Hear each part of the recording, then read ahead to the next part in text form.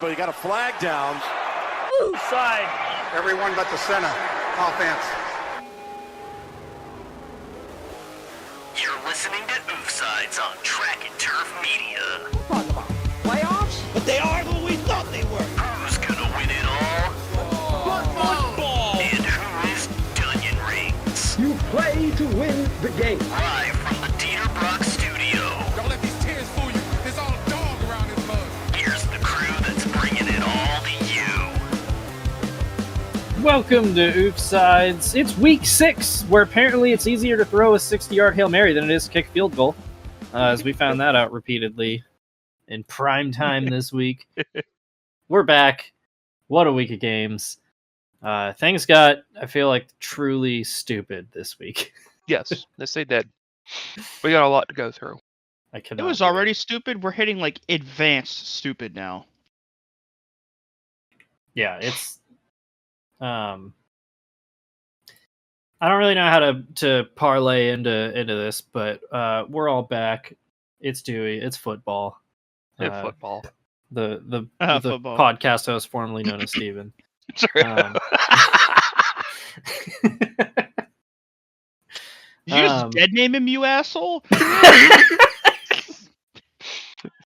Every time I say your name, it's gonna be a dead name when I kill you. How about that? God. I guess we'll just get right into it. Started with Thursday night where the 49ers beat the Seahawks 36-24. This is the problem about doing this show on a Tuesday is I remember watching this game and now I remember nothing about it. Yeah. Other than Couldn't Gino tell you a thing about it. not having a great night. The 49ers are a vastly more talented team, and yet for some reason the outcome of this game surprised me. But I couldn't tell you why. Because they were so hurt. They didn't have McCaffrey. They didn't have... I think Jordan Mason got hurt during the game. I think he came back in the game, but he did get hurt at some point. Yeah, something like that. It was a shoulder injury, if I recall correctly, because he kind of got landed on. Yeah, I mean, a big part of it, too, has been, like, Ayuk has not really been off to a very good start, like, all season. And it kind of showed, but Debo had his big game. I mean, I was going to say, with the 49ers, like, I feel like Brock Purdy has played at a really high level this year, but, you know, their record is not very good. Yeah. And I think that's a good team. Why.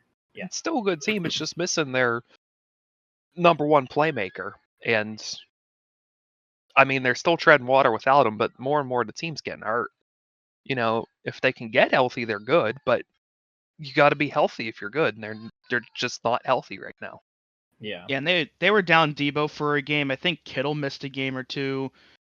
I mean, they've struggled with that all year, and more on Ayuk too. He had the big game against Arizona, but if you take that out, his other 4 games this year, he has not recorded more than 48 receiving yards. His good game is looking more like an outlier than a consistent performance that we kind of got used to from him in the last couple seasons. Oh yeah.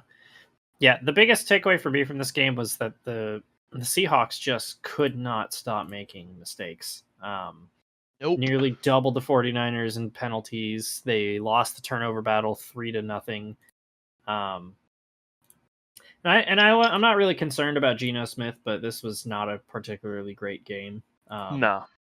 They found some life in the fourth quarter. I think they were only down 1 score at that point, and then you had a team coming back against Kyle Shanahan offense.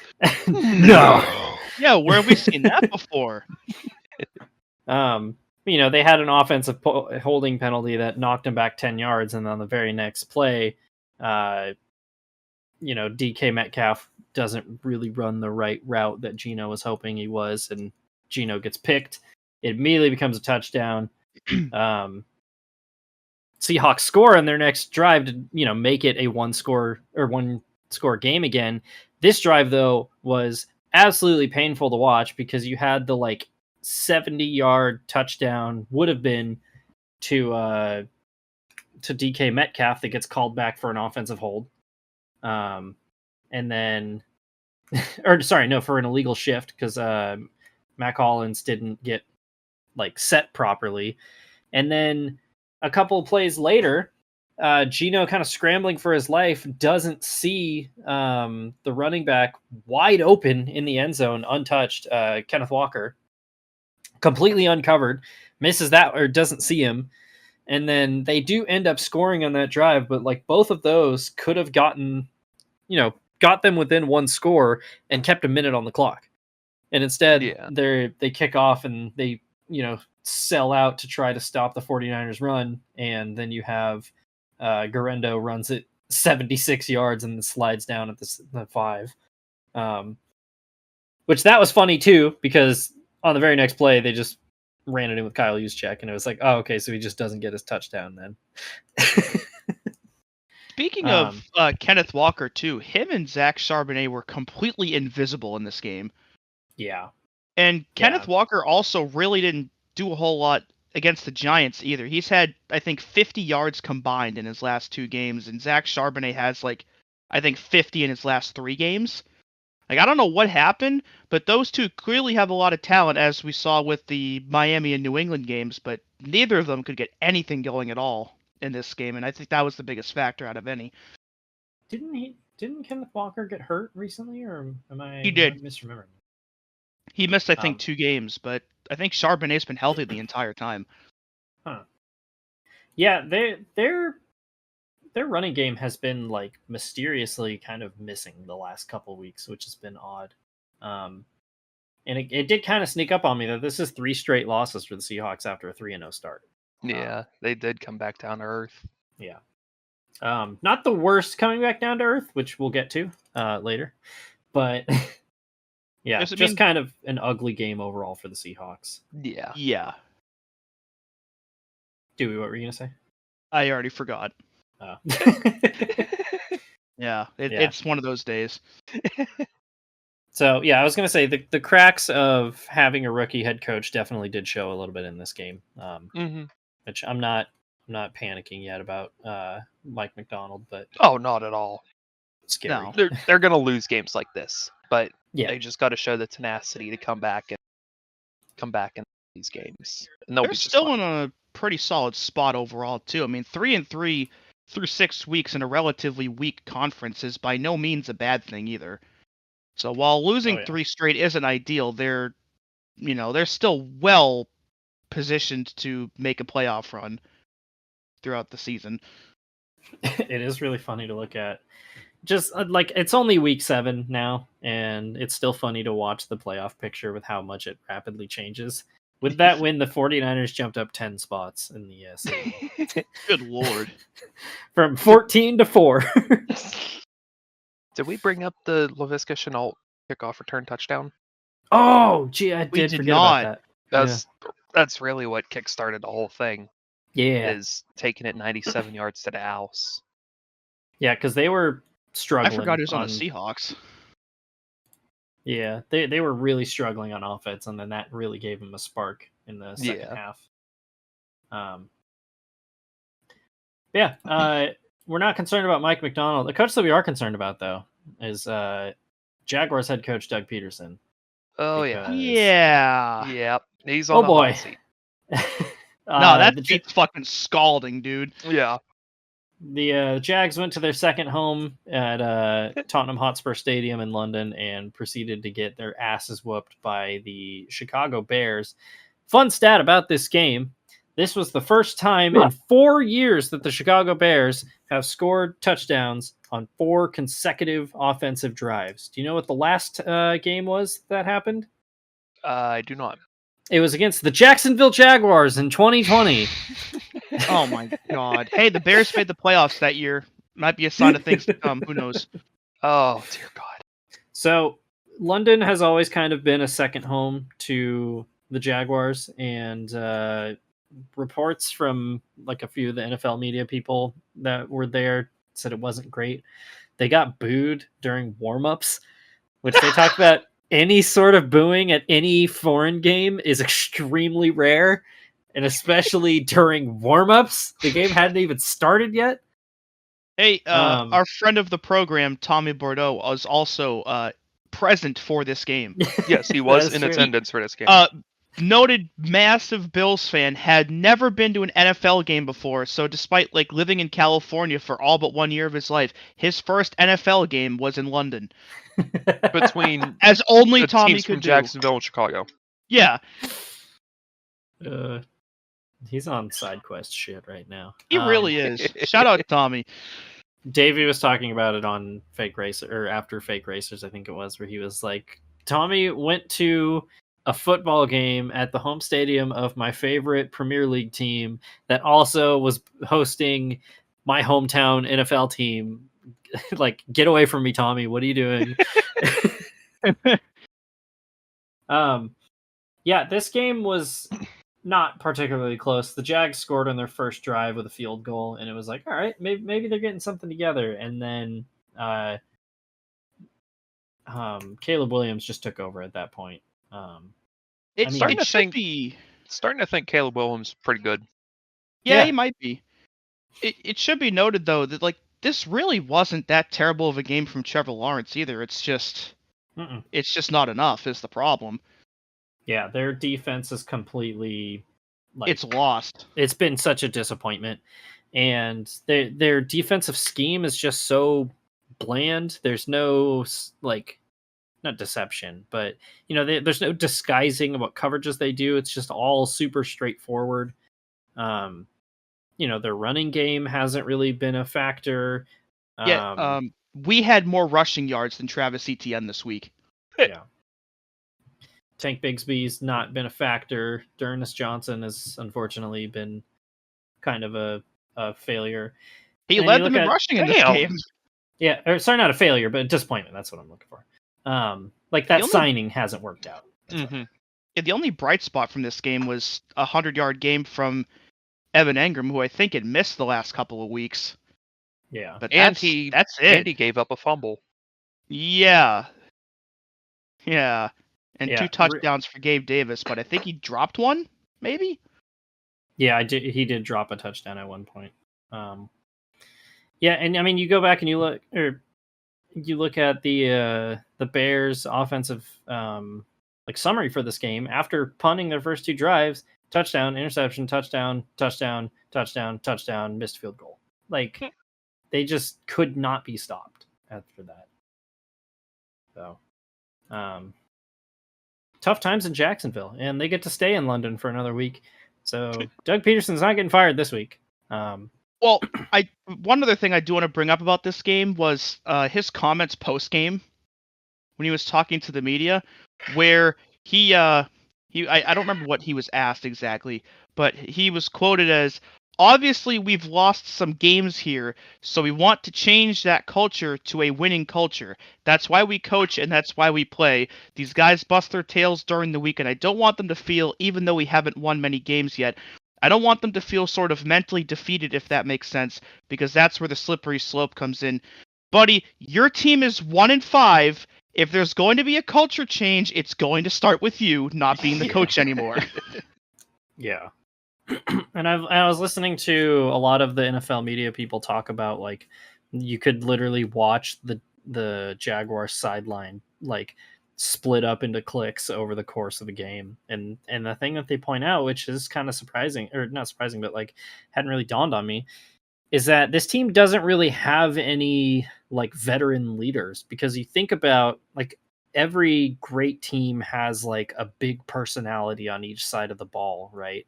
Like, you go back to the Blake Bortles Jags team that almost made the Super Bowl, and Calais Campbell. Yeah, Yep. it was his first season in Jacksonville, and he just became the heart and soul of that entire team. And when you look through Jacksonville's roster, it's good. There's talent, but it's all like number 2s and 3s, right? D'Ernest Johnson was the 3rd string running back on a great Browns running back committee. Gabe Davis was the number 2 in Buffalo. Christian Kirk was the number 2 in Atlanta.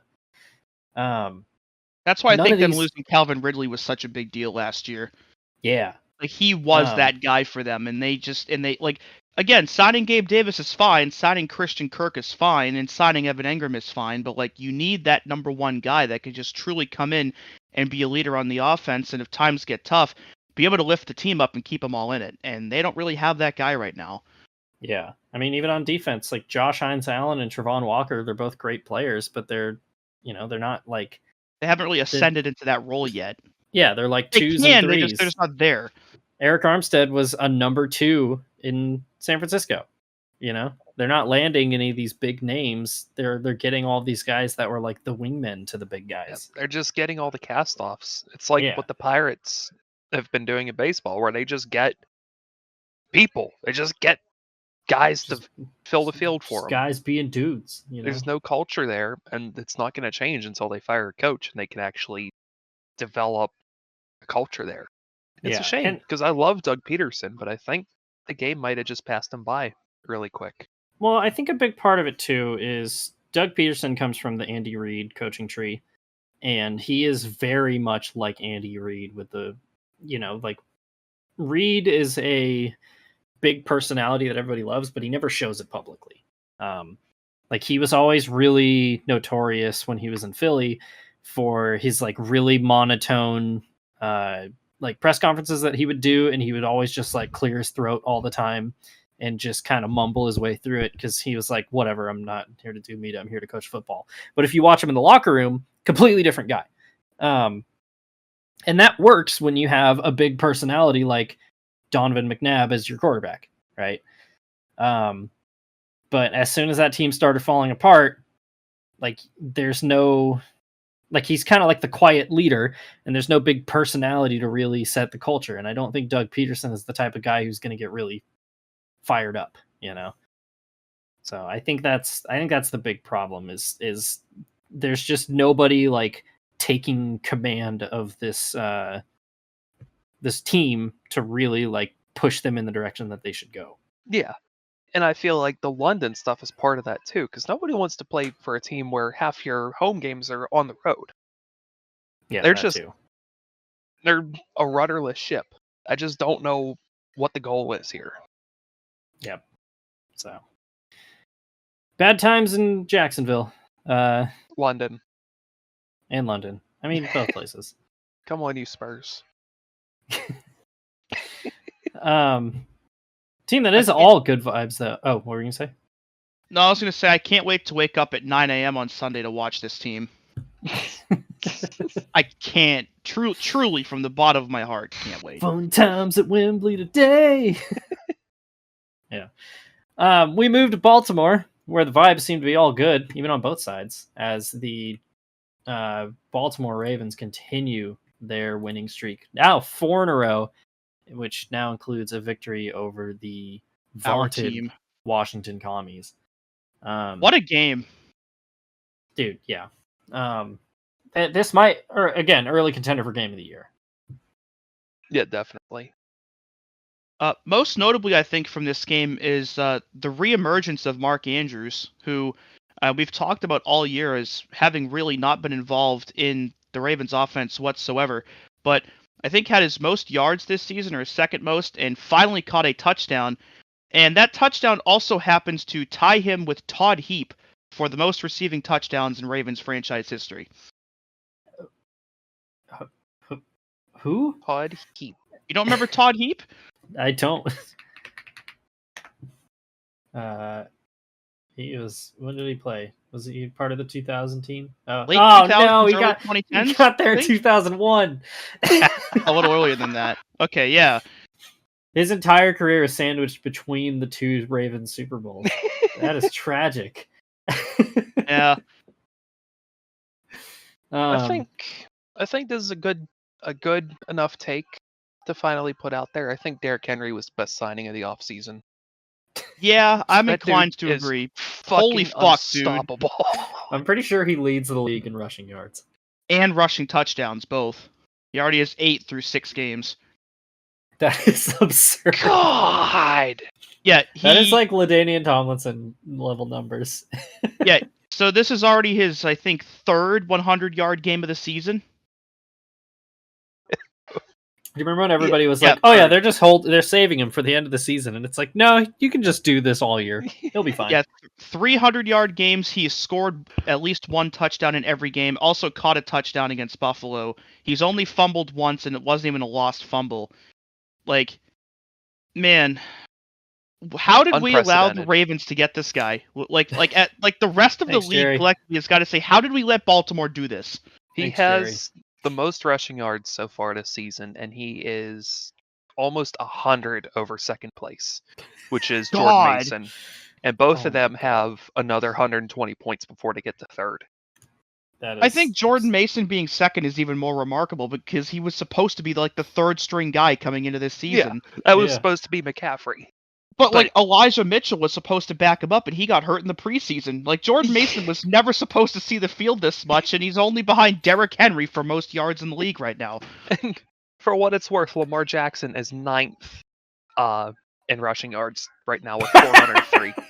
I believe he also passed Cam Newton for the second most rushing yards by a quarterback ever in this game. Oh my God. I think he's Just- only behind Michael Vick now.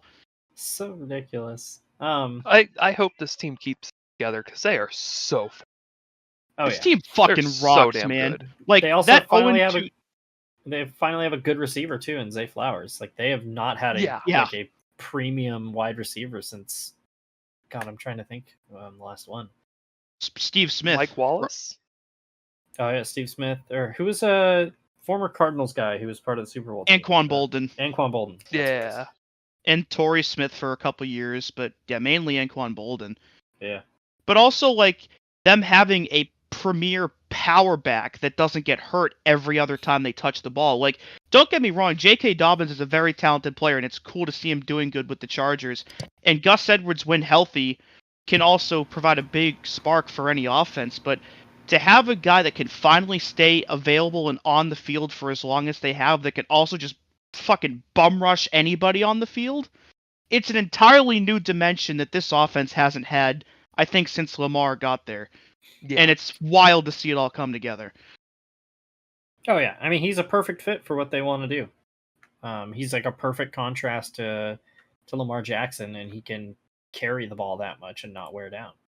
Like, I don't think the Ravens have had now a rushing attack. Like, obviously Lamar exists, but like from just a purely running back standpoint, I don't think they've had a team with a guy like this, I think, since they had Ray Rice in 2012. Like, it's been almost a decade since they've really had a consistent guy that can just go out there and give you 100 yards every game. And good luck stopping them now. Should talk about on the Commander side. I mean, still another great game from Jaden Daniels. Yeah. He just happened to be on the other side of the field while the Ravens were doing sickos shit. Shout I out mean- Zach Ertz leading them in receiving yards somehow. How old is he? He's got to be 33, mid-30s. I think. That's 32, not as old as I 33. thought he was. Huh. Yeah, he's 33. Okay. Their fifth string tight end is named Colson Yankoff. she Wow. yank off Michaels. Who yank? Are we gonna have to do a Colson Yankoff update every week like we do Greg Gorge? I'll have to come up with another theme song for that one.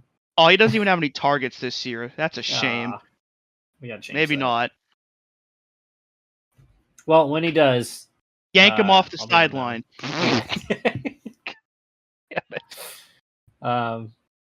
Yeah, and I think that was Ravens commies. Pretty much. Yeah, Teams- that 0-2 start already feels like it was a year ago. Yeah, I they're mean, you- That fine. doesn't look feel at- like it was this year. It's gonna be really funny to look back in the season and be like, remember when they lost to the Raiders? Yeah, remember when we thought John Harbaugh might get fired? Yeah. Whoops. It Oh my would God. not surprise me to see this be a Super Bowl rematch in 3 months. That would be 4 months. fucking cool, man. That would be crazy.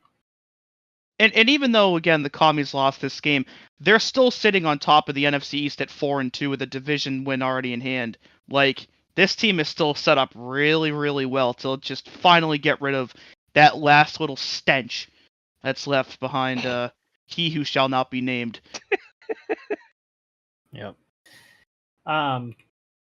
Another game, transition. I forgot what I was going to say. The Green Bay Packers defeated the Arizona Cardinals 34-13 at home. This was probably the first, great game out of Jordan Love. His previous two starts have been a little sloppy. And then this game was just fully all right, I'm back now. My knee doesn't Yeah, hurt he's anymore. back. Time to do some sickos shit. He's Jordan A-okay. Love missed 2 games this season and is, I think, second in touchdowns on the season, which is a truly ridiculous stat considering we're only 6 weeks in. Yeah, tied for second with 12 passing touchdowns in only 4 games. Threw 4 of them in this game. Second time he's done that this season. We praised the Cardinals, or at least I have, a lot this season for being a frisky team, and they were just outmatched. They were flat. Yeah. I think they earned their praise, like beating the Niners was a very, I think, remarkable feat considering where those two teams have been the last couple years. But and they played Detroit very close, of course, played Buffalo very close. But then, this game and the Washington game were just, what the hell happened there? For the elephant in the room, Marvin Harrison did leave with a concussion. And Oh yeah, I'm sure losing your number 1 receiver is just going to cast some doubts over the whole team, and the vibes deteriorate from there. Yeah, well, I mean, just even schematically, too. Now, he's there to draw double coverage, and now all of a sudden he's being replaced with somebody who might not be up for that. Yeah. Like Greg Dortch. Yeah. Speaking of which, it's time for the Greg Dortch update. Cause he is Greg Dortch, short king, proud of Glendale's football team, scoring all the touchdowns for you, punt return man, kickoffs too. He's Greg Dortch. that does not get old. Greg Dortch had 3 receptions for 36 yards. That might be his best performance of the season. Also 1 kick return for 29 yards. Curiously, no punt returns by the Cardinals at all. So There's Greg only Dortch one also punt. lost a fumble in this game. Greg. Oh man. Yeah. The Cardinals fumbled the ball 3 times, and they lost the ball each time, and one of them, unfortunately, was the responsibility of Greg Dortch. Unbelievable. I'm not mad. I'm just disappointed. On the bright side, I shouldn't say bright side, but with Marvin Harrison getting a concussion, we might see Greg Dortch get more utilization next week. So That's true. next week the Dortch date might actually have a Dortch down to go with it, and we can finally take the Dortch pill. Had another appearance from Wasted Patriots Dortch. legend Chad Ryland in this game too. Oh yeah, how Matt did he do? Prater is still hurt, so Chad Ryland went 2 for 2 on field goals and 1 for 1 on extra points. Good job, Chad. Good Well, for him. better than Braden Narvison, who missed a field goal in this game. Yeah, more on both of their kicking situations later. He has not had a good season so far. The Narv. Yeah, and I guess that was Packers Cardinals. Speaking of Chad Ryland, his former team started a rookie quarterback for the first time, and it went okay. I mean, they still lost by a lot, but the Texans beat up on the Patriots 41-21, but not everything is looking so bad in New England right now. No, obviously, losing by 20 points sucks. But at least this time, there's actual positives to take away from a loss. But before I get there, a couple of remarkable things that I want to point out from this game. The first of which is Drake May is the first quarterback since 1950 to throw 3 or more touchdowns and lead his team in rushing in his first career start. That is wild. He had 38 rushing yards, and nobody else on the Pats had more than 19. So he more than doubled everybody else, right? That's a record on a technicality. The Texans, by scoring 41 points, tied their franchise record for most points scored in a road game. This is the first time the Pats have had a 3 passing touchdowns in a game since Week 14 last year when Bailey Zappi dotted up the Steelers 3 times. Okay. Oh, All right. It's the first time the Pats have allowed 40 or more points in a regular season game since they gave up 41 to the Chiefs in Week 1 of 2017. They went 7 years without allowing 40 points in a game, and then, yeah. And this is also the first time the Texans have ever won at Gillette Stadium. They were 0 for 7 in New England prior to this game. Oh my god. it's a And- truly ridiculous stat. And with the Pats' next game being in London, it means the Pats have now gone an entire calendar year without a home win, and their last home win against a team outside of the AFC East was November 6th of 2022. Oh, They've gone almost 2 straight years without beating an outer division team at home. Do you remember Go ahead. Help. when Gillette Stadium, like they just never lost there? Yeah. Oh yeah. Oh yeah. I do. Funny how That- times have changed, huh? Help. No. Quick observation. I One just road made. game one home win in 2 years. You ever notice how the Texans and Patriots logos are just like alternate universe versions of each other? They both have a I've star never on a thought blue of that. background with Oh, a red yeah. section. Yeah, they need to call them Patriots need to change their name to the Boston Massachusettsans. Or I don't know. But yeah, about the game itself though, Drake May had a really, really, really bad interception on like his second pass attempt. But if you scrub that from the record, this was pretty cool to watch, even though they Yeah. lost. Yeah, I mean, I heard, despite the loss, that like every analyst I've heard talk about it, they're like Drake May looked pretty good. So I mean, there was obviously all the talk for the offseason of like, how long do you keep Jake Brisket in there? And Too long. And we all thought it would be like week 14 is when we'd finally see Drake May, because I think we also thought the Patriots would be better. A little bit. Yeah. Yeah. The injuries don't help, but yeah, I mean, I didn't think they'd be 1-5. I was thinking maybe 2-4.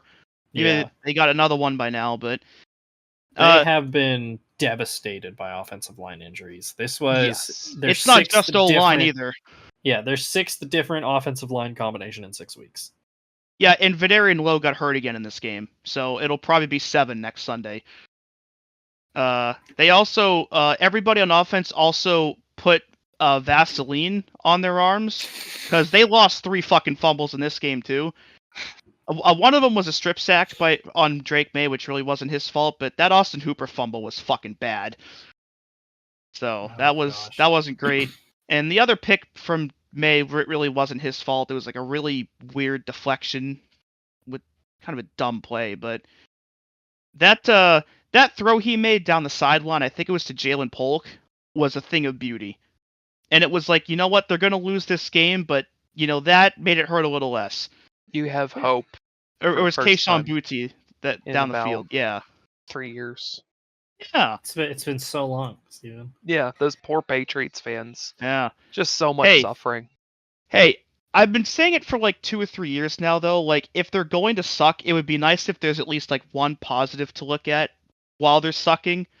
And like, I think that's what made last year suck so bad, was that there was just nothing positive going on at any point during the whole season. But now, like, you know, they may go 3-14 or 4-13 to end this year. But at least now we know we have our franchise quarterback and that he's capable of a lot of good things. So it makes it a little less shitty. It gives you something to keep tuning in for every week. The thing that's still so weird to me about these Patriots, like post Brady Patriots, is like they were so good for so long, and then Brady leaves, and then they immediately changed their uniforms. And so now it just seems like they're a completely different football team. Like the Patriots are just gone, and there's just this new team that sucks. Yeah. And I feel like I got robbed as a football fan that I never got to see them suck in the Brady era jerseys. Man, I never thought of it like that. Yeah, Yeah, besides 2000 was their only bad year in those uniforms. yeah.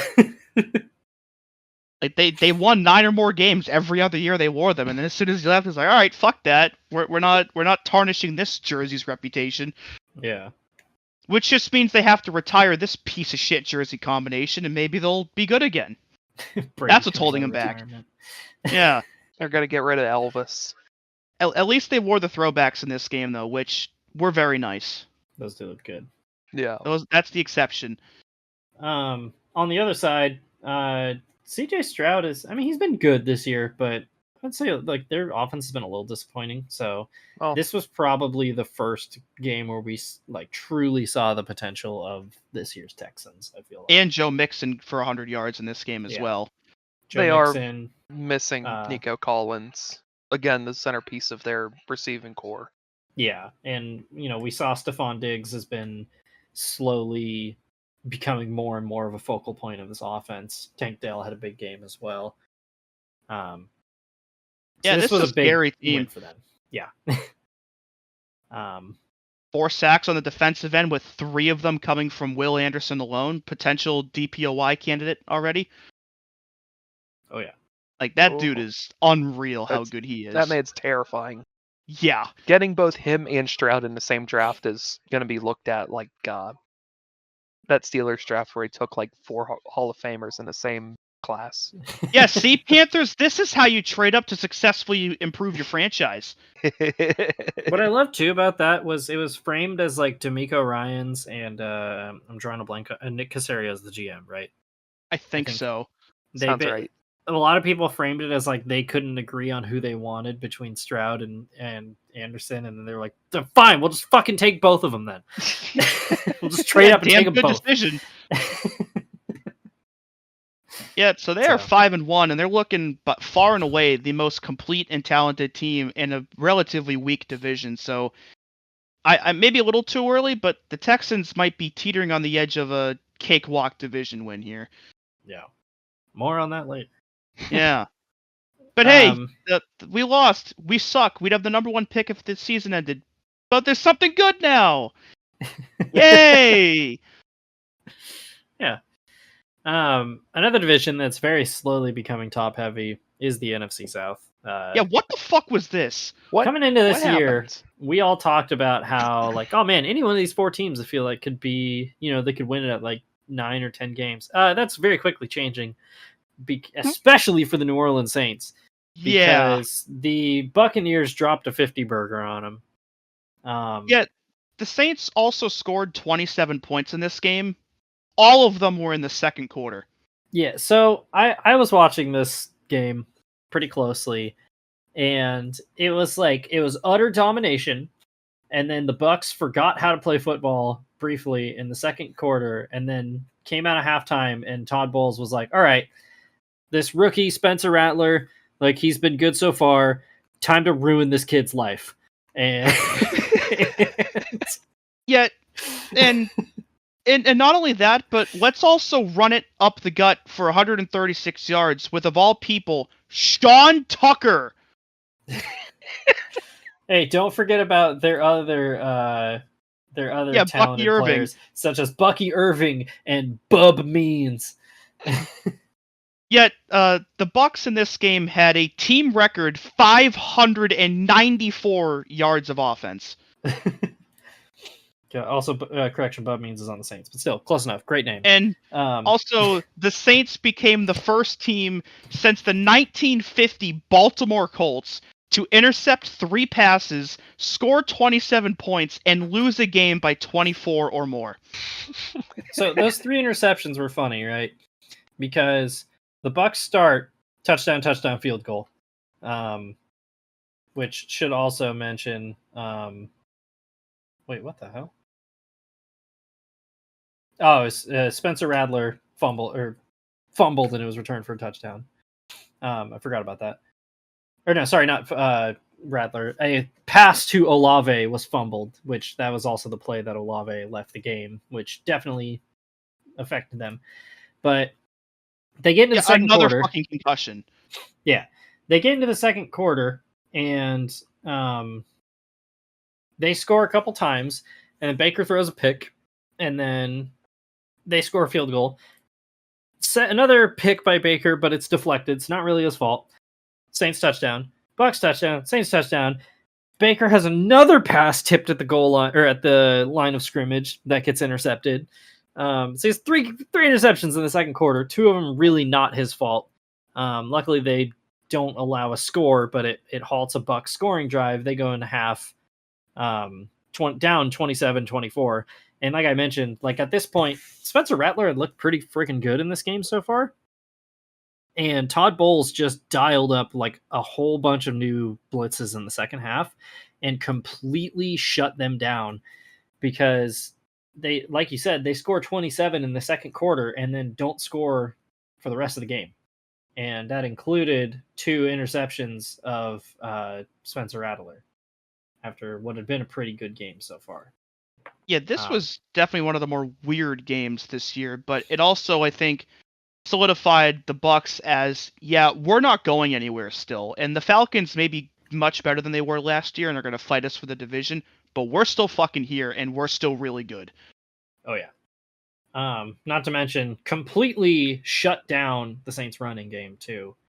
Alvin Kamara had been great this season, and the Bucs had been struggling really bad on run defense, and then put all that to bed immediately.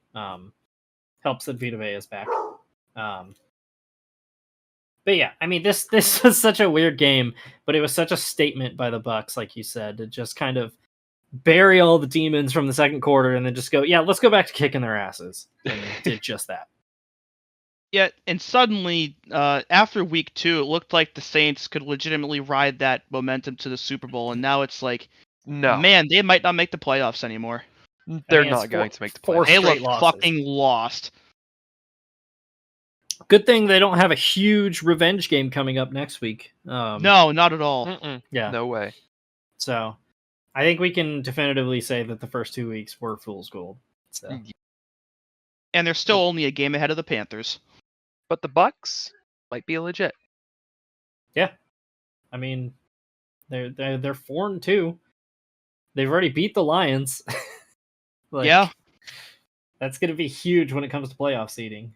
So yeah, the Bucs. As it turns out, that like mid-range Baker Mayfield contract looking pretty good. Speaking of quarterback contracts that don't look pretty good, Yeah, and Baker's also the- former team. Yeah. Yeah. the Philadelphia Eagles defeat the Cleveland Browns 20-16. This Deshaun game was Watson awful. has not converted the third down in the last 28 tries. What Which the is fuck? convenient because that is also the same number of sexual assault allegations. Well, I was going to say, didn't they break that streak like midway through this game? I think they did. I think they did. I think they Yeah. actually did convert one. Yeah, they're getting better.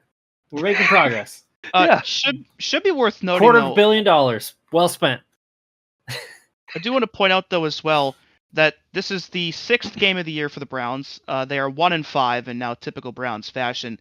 They have not scored more than 18 points in a game this year, and Deshaun Watson has yet to throw for 200 yards in a game.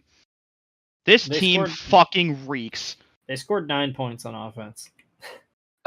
I am Um, so torn whether I want to see Deshaun Watson get hurt or stay in and just pinch a loaf of the worst quarterback season of all time. Because he's not going to get benched. They're not going to eat their words. They're Yeah, going to make him play all 17 games, and it's going to be terrible, and I cannot dude, wait. I'm just waiting Ca- for Kevin Stefanski to mutiny the team. Like, He said after this game that he was committed to him as the starter, so he's at least going to start their next game. yeah, I mean, every But- coach says that after a bad the- loss. But yeah, But the shittiest part, and I think we've already mentioned this before, is that the ownership is committed to making sure that this contract doesn't end up aging terribly, and all it's going to accomplish is costing the entire coaching staff their jobs. yeah, I think that's gonna be the biggest thing. Is like I'm gonna be upset if this costs Kevin Stefanski his job. I 'cause, think it's like, going to, and it's not his fault. You can tell that, like, I am thoroughly convinced that Kevin Stefanski does not want Deshaun Watson as his quarterback. Who would? Also, I'm just looking at it now. So Deshaun Watson's worst season in Houston was his rookie year, where he only played 7 games and he threw 19 touchdowns. Take a guess at how many touchdowns he's thrown for the Browns in 3 years. How many? 19. Christ. Yeah, it's sometimes I forget that, like, I'm like, are people being like hyperbolic about how bad he's been? No, they're really not. It's his numbers are so bad. Check And- the stat out. Since 2007, out of 566 qualified passers through 6 weeks, Deshaun Watson ranks 558th in QBR, 565th in yards per dropback, and 566th out of 566 in first down rate. Who is the one behind him in QBR? It's a good question. Let me take a look. I'm curious. I want to Well, while see you're who doing managed that- to actually be worse than that. Yeah. While you're doing that, I mean, the only point, yeah, like I mentioned, their offense mustered 9 points, 3 field goals. That was it. Like you had mentioned, also, Deshaun Watson has failed to convert 28 straight third downs. Yeah, and Amari Cooper led this team in receiving yards at 42. More on him later. Yeah. Well, good thing they've got Amari Cooper, who's moving Yeah. the offense. So, Yeah, true number one wide receiver target, should be there for a while, no matter who the quarterback is. Surely, right? yeah. Yeah. Only touchdown came from, quite frankly, a sick ass Myles Garrett blocked field goal that was run all the way back for a touchdown. And they also lost Jerome Ford in this game, who God. I think they might be getting Nick Chubb back for week 7, but losing Jerome Ford is still a pretty big loss. So they were led in rushing in this game by Pierre Strong. It's it is not fun times in Cleveland right now. I did not find who was worse in yards per dropback, but I did find that the 565th worst first down rate belongs to Bo Nix. There's no fucking way. Deshaun Bo Watson Nix. has a 22.1% and Bo Nix has a 22.2%. Holy No shit. fucking way. That's so awesome. I think for like more of the actual game, I think Jalen Hurts' game can be described much like CJ Stroud's was, where like it was quietly decent, and he also really didn't have to do much of anything to make sure they won. And like I'm still not totally sold on this Eagles team, and I also want to bring up before we move to our next game, one of our WTF or what the football moments of the week. If Nick Sirianni focused on as much as what was going on the field or going on the field as what's going on off the field, they might be doing a little better. Because bro cannot stop yelling at fucking fans, man. Dude, his like post-game press conference addressing it is so funny. Because it's Like just bringing his kids in there to deflect the fucking questions. Like, come on, dude. He's so Learn that one serious. from Austin Dillon. They did a segment on Heed the Call this week called Nick Sirianni is the kind of guy who, and they just like listed off a bunch of shit. And one of the ones was Nick Sirianni is the kind of guy that doesn't get why girls are mad when he takes their pictures at the gym. What? It's a compliment. That's fucking crazy. Oh my god. Um, Okay, I found on the QBR thing where Watson is, where was he again? Like 558th or something. 7 of those were either hurt or benched or cut by week 6, and the last one is Jamarcus Russell. So Deshaun Jesus. Watson is at least better than Jamarcus Russell. Hey, that's something. Yeah, the floor is the fucking mantle, dude. But they are getting Nick Chubb back this week.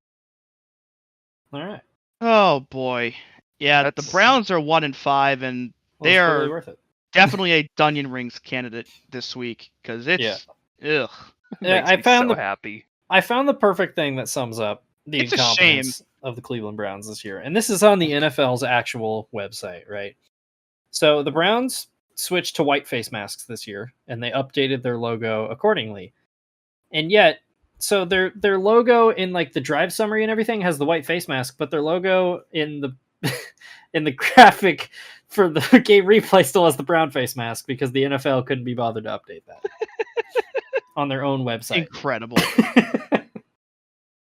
So, good job, Browns. Yeah, That's yeah, so it's- good. And obviously, So- like oh. I totally understand why everybody has the feelings they do about the Browns, but I just think from like it's just a shame watching what this team did last year and how fun they were to watch doing it. And you fast forward not even a year later, and they're right back in the same spot they were in for the previous 15 seasons. Like, any momentum they've ever had since about 2007 or so, they've never been able to sustain for more than a season at a time. And, like, I feel bad for the fans because, like, that just fucking sucks.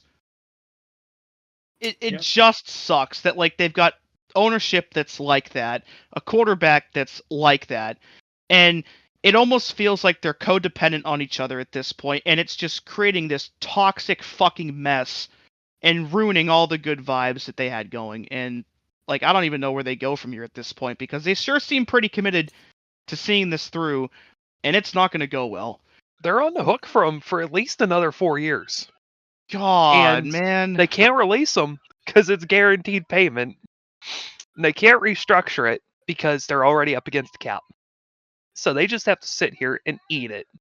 And It's deal with the literally gonna worst be- contract in football history. It's gonna be the Trailer Park Boys. I'm gonna pay you $250 million to fuck off. This might be worse than when the Redskins signed Albert Hainsworth.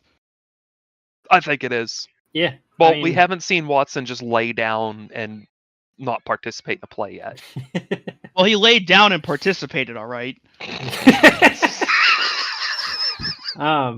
Yeah, just to wrap this up, a couple of like damning indictments on this whole thing is like you watch the sideline of this team and like Jameis Winston, who, like we've mentioned, has his own fair share of off the field issues and character questions, but like people like Jameis Winston. And he's the one who's always like hyping people up on the sidelines and everything, and high-fiving dudes as they come off the field, and then he goes and sits on the bench. And you can contrast that to Joel Bitonio, who's just like salt of the earth human being, who's just like telling Deshaun Watson to fuck off when Deshaun's trying to like give him tips on blocking or something. Like, I don't even think the rest of the team likes this fucking dude. No. It's been rumored that Amari Cooper very publicly did not like Deshaun Watson, and more on that later. I always knew I liked Amari Cooper for a reason. So, yeah, good job. If only they had a quarterback like Joe Flacco, like the Colts do. Man, they because could of- almost go to the wild card with the quarterback like that. you Yeah. know? Yeah. Speaking of the Colts, Joe Flacco and the Colts beat the Titans 20-17. We didn't get a hilarious Will Levis turnover, but we did get a hilarious Will Levis play that will be in the thumbnail where he killed a ball boy on the sideline. I don't know if you guys saw that. there was a Will Levis turnover, though. It just wasn't as hilarious as they have been. Yeah. Dude, you remember when like Joe Flacco was like shitty for like 5 years? Yeah. Yeah. What the New Now York he's- Jets do to a motherfucker. True! More on that later.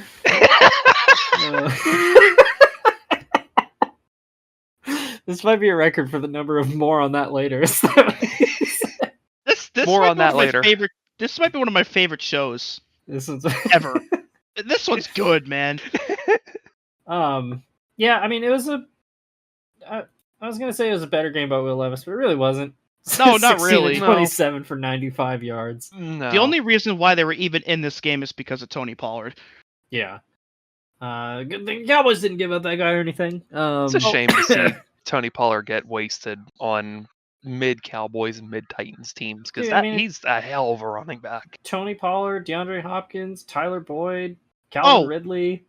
Well, it's not 97-year-old Calvin Talent on Ridley. this team. No, not really Calvin Ridley, though, because in this game he had 8 targets, and he didn't catch any of them. He was just blocking his route.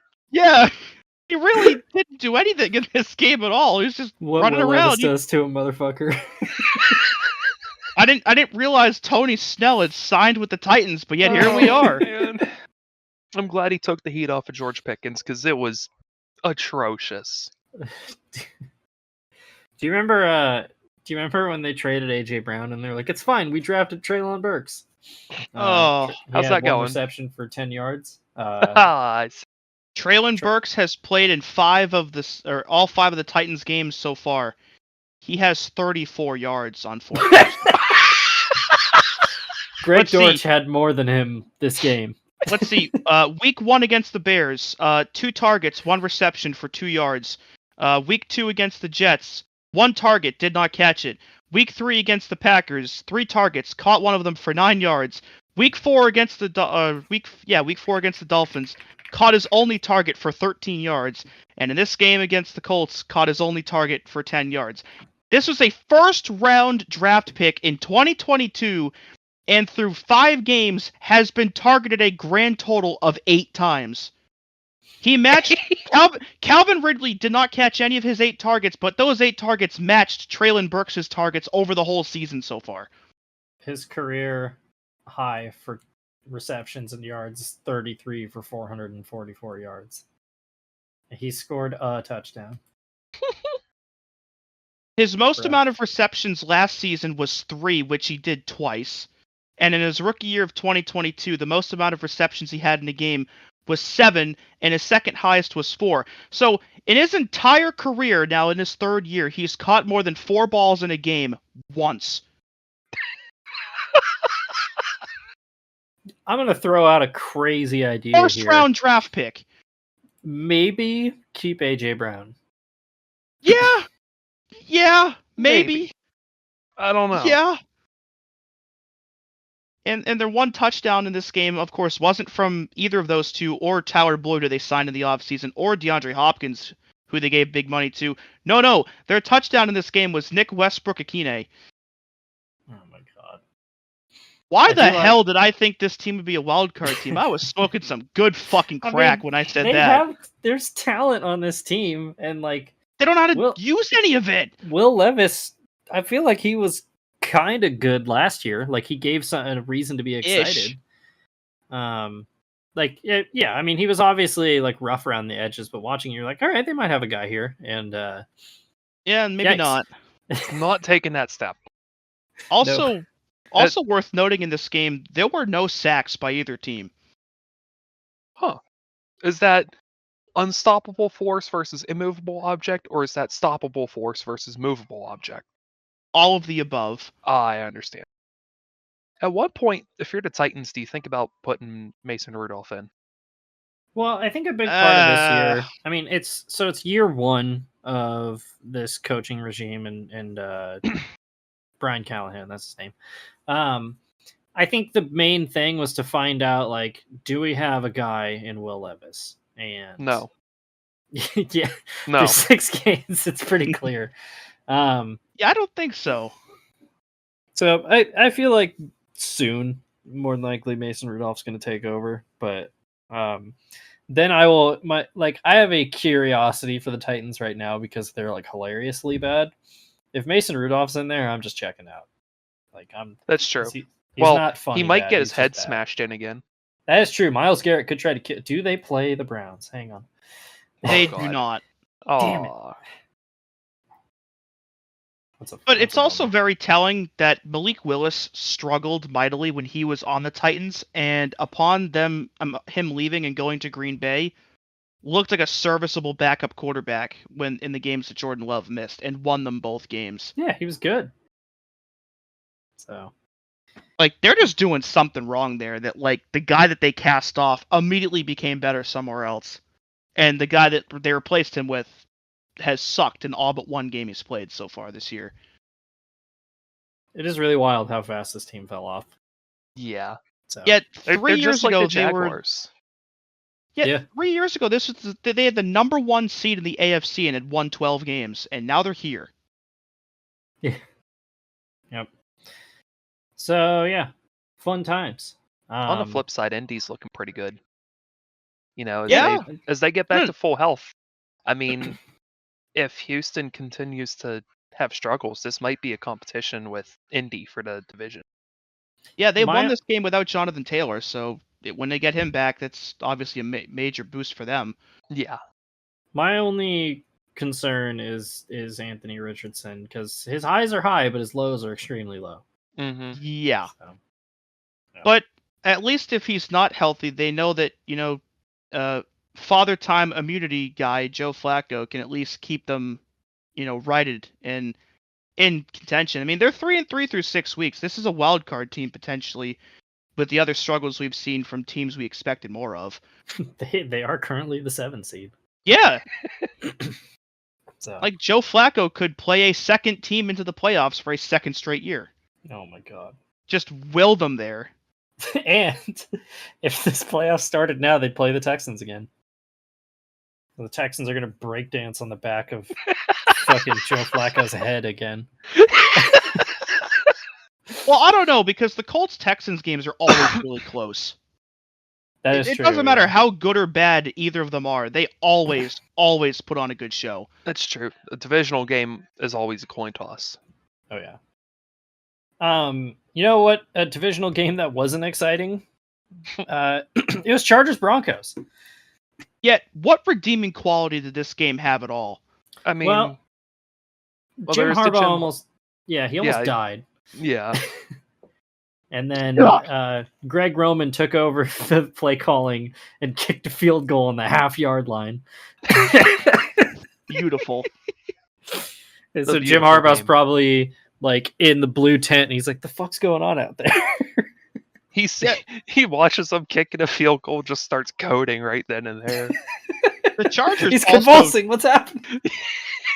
Yet, the Chargers also tried very, very hard to blow this game. As they do, as is 20, tradition. they were up 23-0 in the fourth, and the final for this game was 23-16. So they escaped with one that should not have been as close as it was Dude, by any means. I don't understand what the fuck Sean McVay. That's not McVay. Sean Close. Payton is trying to do. One of them Sean's. There's like 8 of them. I don't understand what Sean is doing. Like, Bo Nix has had a couple good games this season, and they were ones where, I mean, it's not flashy, but like heavily enough. relying on like the screen game and everything. And then this game, he's basically got him trying to run the Drew Brees offense, which is very complicated, and it was okay, but like, I don't know, man. It's frustrating to watch him be like, "All right, Bo, you got this," and then just chuck this guy to the fucking wolves. Yeah, as it turns out, not every quarterback is like Drew Brees. Yeah. I mean, first off, he's not short. That's a problem. So he's 6'2", but never close enough. Oh, also, Stone Smart update for the Chargers. 1 reception for 10 yards in this game. Stone Smart went to my high school. What? I'm pretty sure. Yeah, he went. Obviously not at the same time as me because I'm like 8 years older than him, but he went to my high school. They have a Good for guy him. named McAllen Castles. That rules. I don't know what's going on with the tight end naming factory, but I think a setting got fucked up. I'm just looking at the entire Chargers thing, and it looks like the that thing Pro ZD did with the silly names, Sleeve McDykel and all that. Yeah. We have Elijah Molden, Alohi Gilman, Dion Henley, Tarheeb Still, Tier Tart, That's a good one. Faoko, Puna Ford, Hassan Puna Ford. Haskins, Otito Ogbonia, Tuli Tui Palatu, and Justin Herbert. The fuck? Hey, don't forget they used to have an offensive lineman named Storm Norton. Hell yeah! But don't forget on the Broncos side either, Lil Jordan Humphrey is carrying the name division over there. Little Jordan Humphrey's such a good name. Don't forget about Patriots Malcolm legend. Roach. He's unkillable. Yeah, I mean, we finally got a kind of exciting game out of Justin Herbert, which was About exciting. fucking time. Yeah. He's been capable of this the whole time too, and it's just we haven't seen it yet. At least not Jim this Harbaugh's year. like, you don't understand. J.K. Dobbins has to run for under 4 yards a carry 25 Yeah, they're times. just saving him for later. Pounding the rock builds character. It's good. It's good for you. It's like this isn't Blake Corum at Michigan anymore. This is the big leagues again. Jim Harbaugh is just a dad from Calvin and Hobbes. He really. He really, yeah. I'm just imagining Justin Herbert nailing or hammering a bunch of nails into the coffee table. Justin, what are you doing at the coffee table? This is a trick question. noting Fuck, too, are we speaking of talking about? rushing, Bo Nix led the Broncos in rushing, and nobody else besides him had more than 23 yards. Offense, baby. Just what? I really Should- don't know what to make of either of these teams. No. Should be noted that Pat Surtain also got hurt in this game with another noggin buster. Bruh. Yeah, Seems to be the theme this week. I don't think this division is producing more than one playoff team. I think the Chiefs are running away with this division, and nobody else from the AFC West is making it this year. Yeah, that sounds about right. Yeah, I think both of these teams are destined for 7 wins. I think the Chargers could get 8 or 9, but I don't think they're going to make the playoffs, though. Actually, the Chargers have 9 wins, 7 seed written all over them. Actually, now that I think about it. Yeah. Yeah, they're not going to have a Jaguars team to blow a 20 whatever nothing lead to again, though. Yeah, It'll they'll just be get either steamrolled by them or the Chiefs. Colts that get curb stomped by the Texans. Yeah. I think Denver clearly now has building blocks, and I think they're exceeding what we thought they were going to do. Like, clearly their defense has a lot of good pieces that can propel them in future years. I just don't think Bo Nix year 1 is going to produce a playoff berth. Yeah. Yeah, he has the stuff to succeed. He just needs another year. This is just building for the year after. I think when we revisit this team next year, they could be competing for the division with the Chiefs, just not yet. Yeah. Yep, I agree. And that was Broncos Chargers. Yeah. A team that's not doing anything of interest. Well, kind of interest, but Las Vegas Raiders. Oh my God. That is not a good football team. How quickly the shine comes off a head coach. Not just they the lost, head coach, the whole team. Yeah, they lost to the Steelers 32-13. Technically it was in Vegas, but really was it? There was a lot of Steelers fans there. This is a Yeah. Steelers home game. That was a Steelers home game in the giant Roomba. Yeah. They scored on their first drive, and it looked like, hey, maybe the Aiden O'Connell move was going to pay off. And then It was No. okay. didn't score again until the fourth quarter. So. Like, that's the problem. Like, he did okay, but okay isn't good enough. That's the thing with Aiden O'Connell. Like, he's an NFL caliber quarterback, and he should be a career backup. I don't understand why they changed quarterbacks. I mean, Gardner Minshew was not the wasn't problem. playing good, though, is the thing. Like, Yeah, I but get it I from don't the think that's standpoint of trying to kickstart an offense. It's just Aiden O'Connell isn't really your guy to kickstart an offense. Yeah. Is the He- issue they have. They don't have a guy that they can just plug in and say, all right, go with it, because their third string is Carter Bradley, who's a rookie, and that ain't going to be it either. No. So they're just kind of stuck. They're stuck in neutral. Yeah. Brock Bowers had a good game. That looks like a great pick so far, but the Raiders about just really it. don't Yeah, that's have about much it. going besides that. Yet another team that also lost their top receiving target. More on that later. Yeah, What happened? led in Steelers rushing by. side- Oh, go ahead. Okay. No, I'm good. Steelers side, it's not terrible for Justin Fields, but there's definitely been a drop off the last couple weeks. He's okay. Yeah. I think this was bound to happen with the line falling apart over the first couple weeks.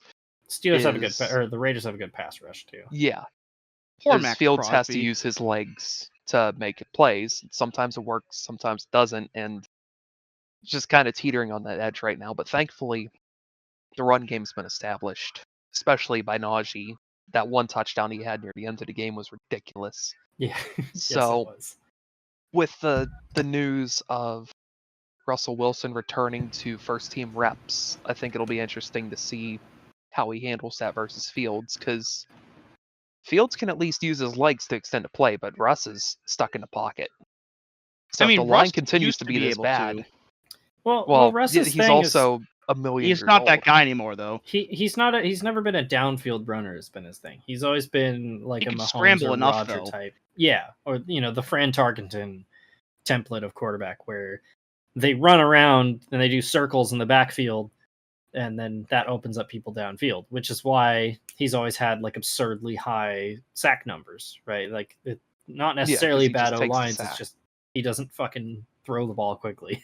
Yeah, So it's it's just going to be interesting to see if this team goes to more of a pocket presence versus letting Fields run all over the place. If they play him, it all depends on how they look in practice this week.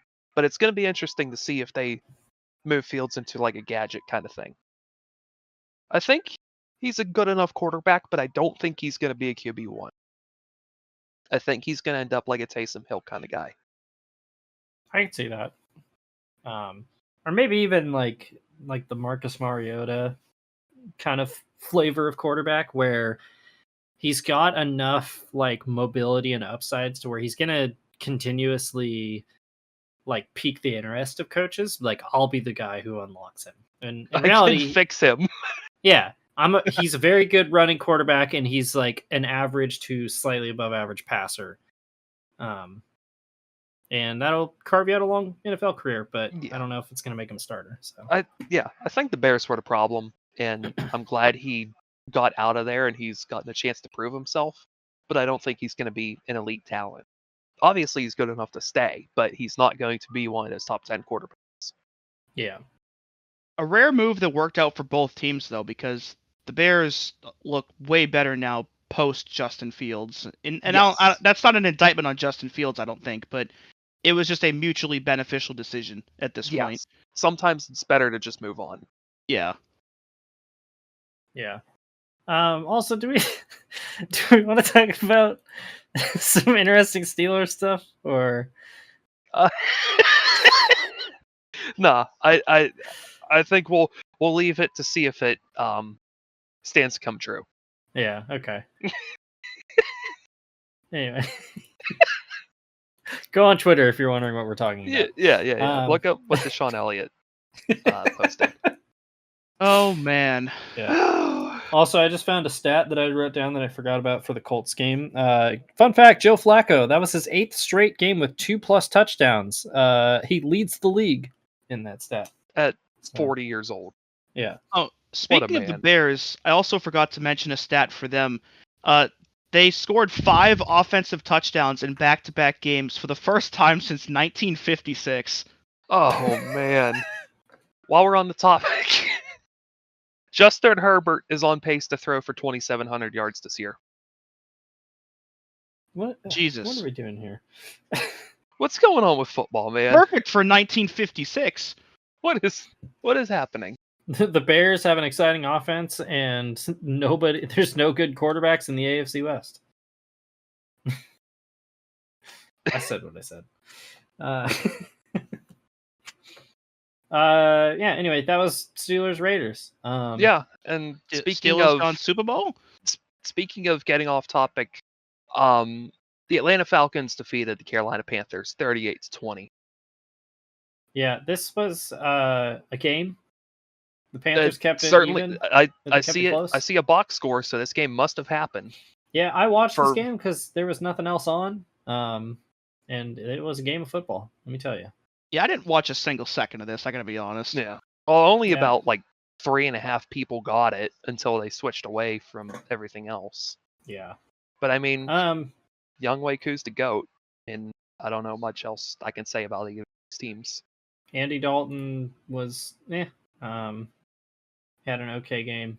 Chuba Hubbard carried the ball a lot on the Falcons side. Like, Kirk Cousins had another good game. Tyler Kyle Algier, Pitts very ripped good. off a 52-yard run at one point. Hey, finally! He still didn't score, but it's something. Yeah, I mean, it's something. Yeah. That's over half the field, so half rounds up, so he did basically score. 70 plus receiving yards for the second straight game. I think that's the first time he's ever done that in his career. He heard us talking shit 3 weeks ago. Good. Bullying works. The idea of an NFL player listening to Oofsides. I hope they do. God. Yeah. Who do you think it would be? Just like on a burner YouTube account, the way that Tony D'Angelo used to tweet about the Rangers from his burner account. I think Rodrigo Blankenship would listen to Oofsides. Yeah. It seems like he would. That checks out. He probably saw him in the thumbnail a couple weeks and said, "Oh, what the hell are these guys up to?" Like, I'm not in the NFL. What's going on? Yeah. What are they talking about me for? Yeah. And that was Falcons Panthers. Yep, that Yeah, was a game that happened. Yeah, Yeah. there really isn't a whole lot about this other than to say the Falcons are 4-2, and which the Bucks are as well. But the Falcons already have beaten them once, so they are very well positioned to potentially take this division now. Yeah. Which, And that was good the for them. last. That was the last game of the Saturday or the Sunday afternoon slate. Surely nothing else happened, right? Right, guys? No, something else totally happened. Yeah, Oh, that's right. Yeah. The Detroit Lions butt fucked the Dallas Cowboys 47-9 in Jerry World. Score What Gami happened? Yeah, Scorigami. the rare game where we saw both backup quarterbacks play. We got Hendon Hooker action in this game. The quarterback Cooper duel Rush. everybody was looking forward to. Hendon Hooker versus Cooper Rush. Type shit they should be advertising on Thursdays. Yeah. So I knew the Cowboys were going to lose this game. I didn't know it was going to be this bad. Yeah, this was an absolute shit stomping of epic proportions. I had Like- this game on when I had the Roval race on at the same time, and pretty much every single time I looked over from the race, the Lions were in the process of scoring a touchdown. So this is the first time since September of 1962 that the Lions have scored 40 or more points in consecutive games. And over their last 4 home games dating back to last year, the Cowboys have allowed 167 points. That includes the Packers playoff game. And that's the third most over a 4-game span at home in the history of the NFL. So excluding, God damn it! It just looked. So excluding a kneel to end the first half, the Lions scored on all 9 of their first 9 consecutive drives, and then turned it over on downs, and then kneeled it out. It is really funny though if you look at the drive summary for when they kneeled or for the kneel before halftime. Dan Skipper reported in as eligible. So this was a game where the Lions were clearly pissed off about last year, and were just out A, to get revenge, and B, to just fuck around, because they built up a big lead and then kept trying to get an offensive lineman to score a touchdown. So cool, dude.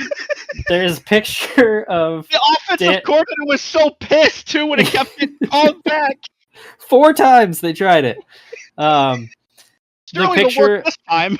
The picture of Dan Skipper lined out wide at receiver is so fucking funny. Then they tried a hook and lateral play to fucking Penei Sewell. That was awesome. That was such a cool play, and it was super disappointing that it got called back. It's like that was genuinely awesome to watch. Yeah, and you could tell that the Cowboys are really struggling because they didn't even score a bunch of points in garbage time to make it look not terrible.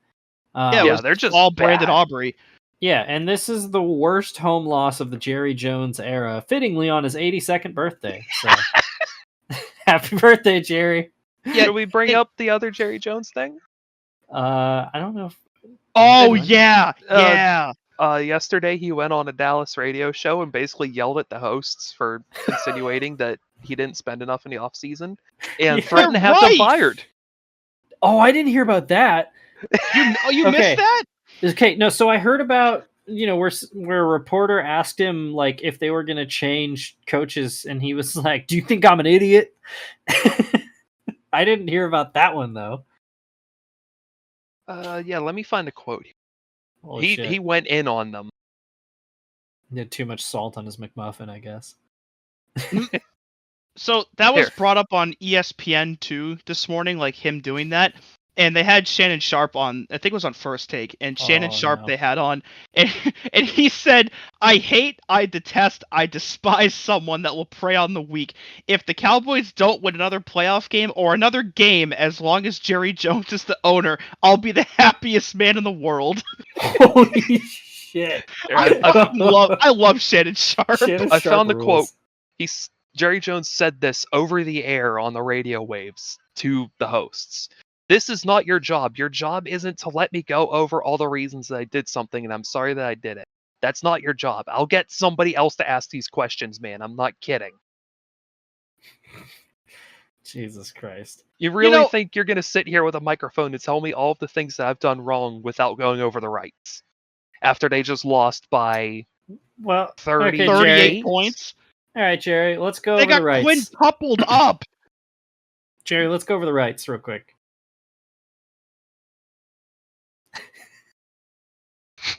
All right, and now let's talk about what they did wrong. They didn't re-sign Tony Pollard, so now they replaced him with Zeke Elliott, the guy that they replaced with Tony Pollard.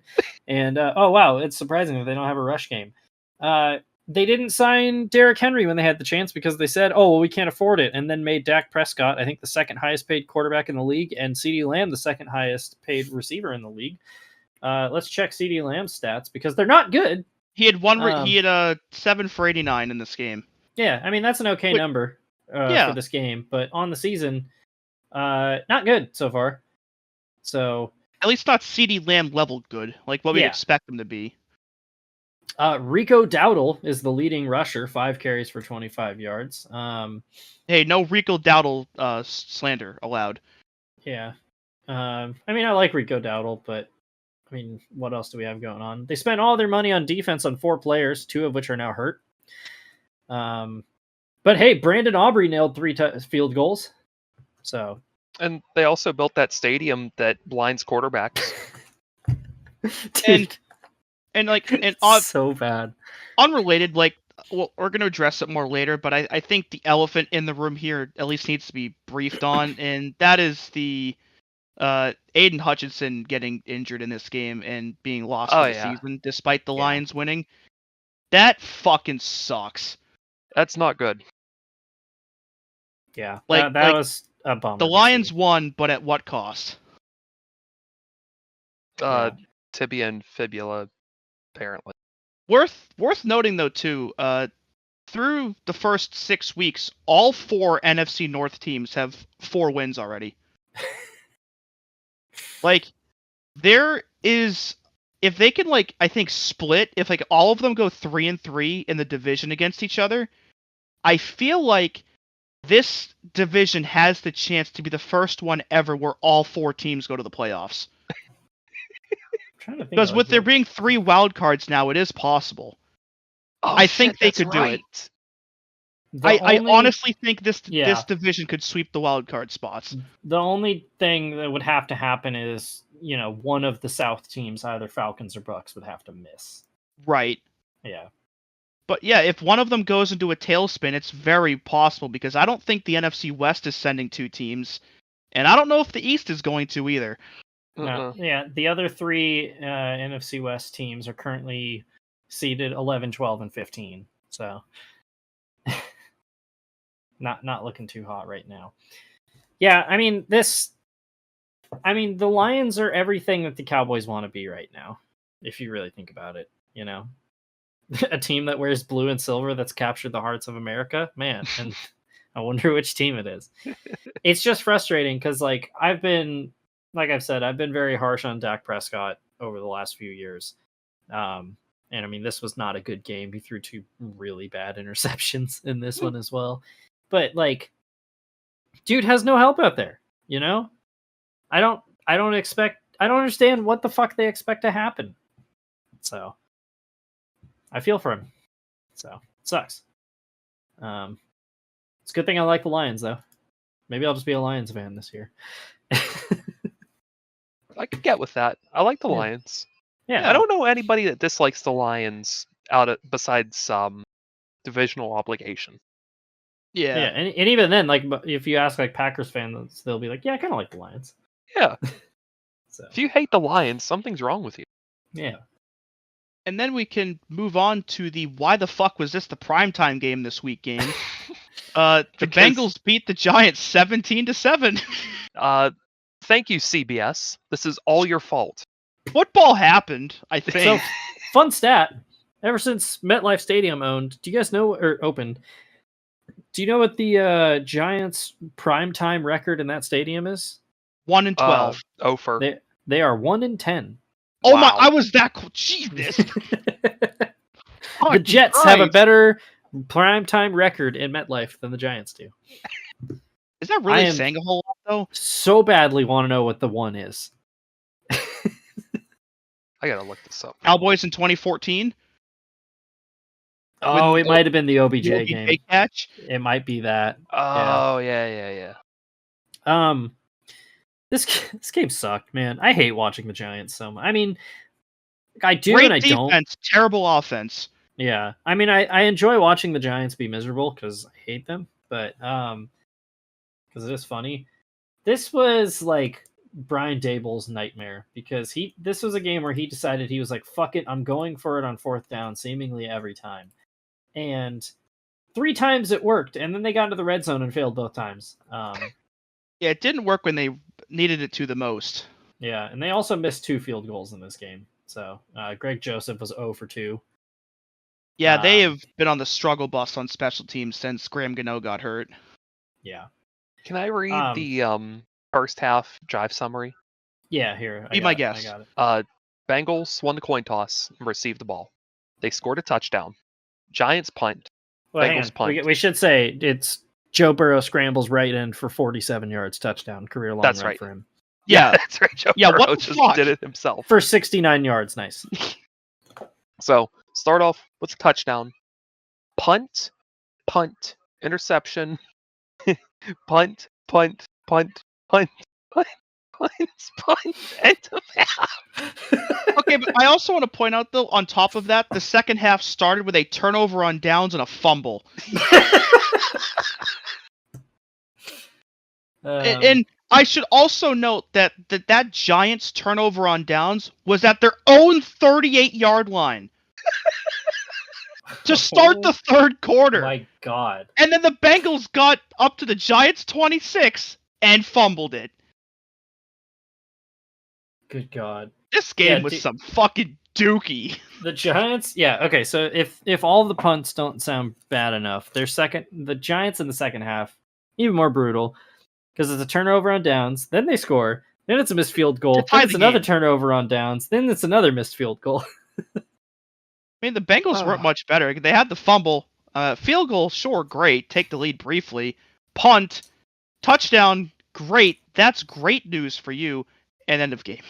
Yeah, I'm not sold on the Bengals this year. No. I'm really not. No. Yeah, they're 2-4. They're in a better spot than they were a week ago, but something's off. I've maintained that their offense hasn't been the problem, but this game I was like, what is going on? Oh God, they play the Browns next. Oh man. That game might be even worse than this one was. Well, what's funny is Joe Burrow has like historically sucked against the Browns too. Yeah. Oh. And the Browns defense is still good. It's not like the defense is like it's not as good as last year. It's still in the top half of the NFL. Yeah. Who's gonna outsuck the other team? Pretty much. That's I think it's a must-watch 1 TV. o'clock CBS game that nobody will give a rat's fuck about. Oh, I will be there no matter what. Shit, I'm As probably will gonna I. get that game out here. I know I will be our wartime correspondent for that game on Sunday. If we get it. hey, the Pats are in London. I'll probably get that game too. Oh God! God. May God have mercy on your soul. Yeah, that was Bengals Giants, and with that we can move on to the funniest game of the fucking week, if not this season. The Bills defeated the Jets 23-20 in a game that saw more penalties than the Jets had points. What the fuck? The Bills and Jets both had 11 penalties, and there were 204 combined penalty yards. The Jets had more penalty yards than Will Levis had passing yards. Yeah, Will Levis. 110. Well, the Bills also came close. Will Levis had 95, and the Bills also had 94. Oh shit! I gotta check this. Hang on. It's very close. Will Levis had, if it loads, 95. Yep, you were right. Yeah, this game was so dumb. It's nice to have a rivalry where both teams genuinely don't like each other, which is cool. Football's better with hate. It really is. I do like now that like this iteration of the Jets, even though it's now post Robert Saleh, is just seemingly now the most hated team in the division by every other team in the division. Yeah. Like, it seems like the Patriots, the Bills, and the Dolphins currently are just pooling all of their resources to hate watch the Jets as much as possible. And I'm so here for it. That's how it feels as a Steelers fan, uniting with Bengals and Ravens fans against the Browns. It's lovely. Feeling? It's like It's the so picture nice. of the Crips and the Bloods tying their bandanas together in unity.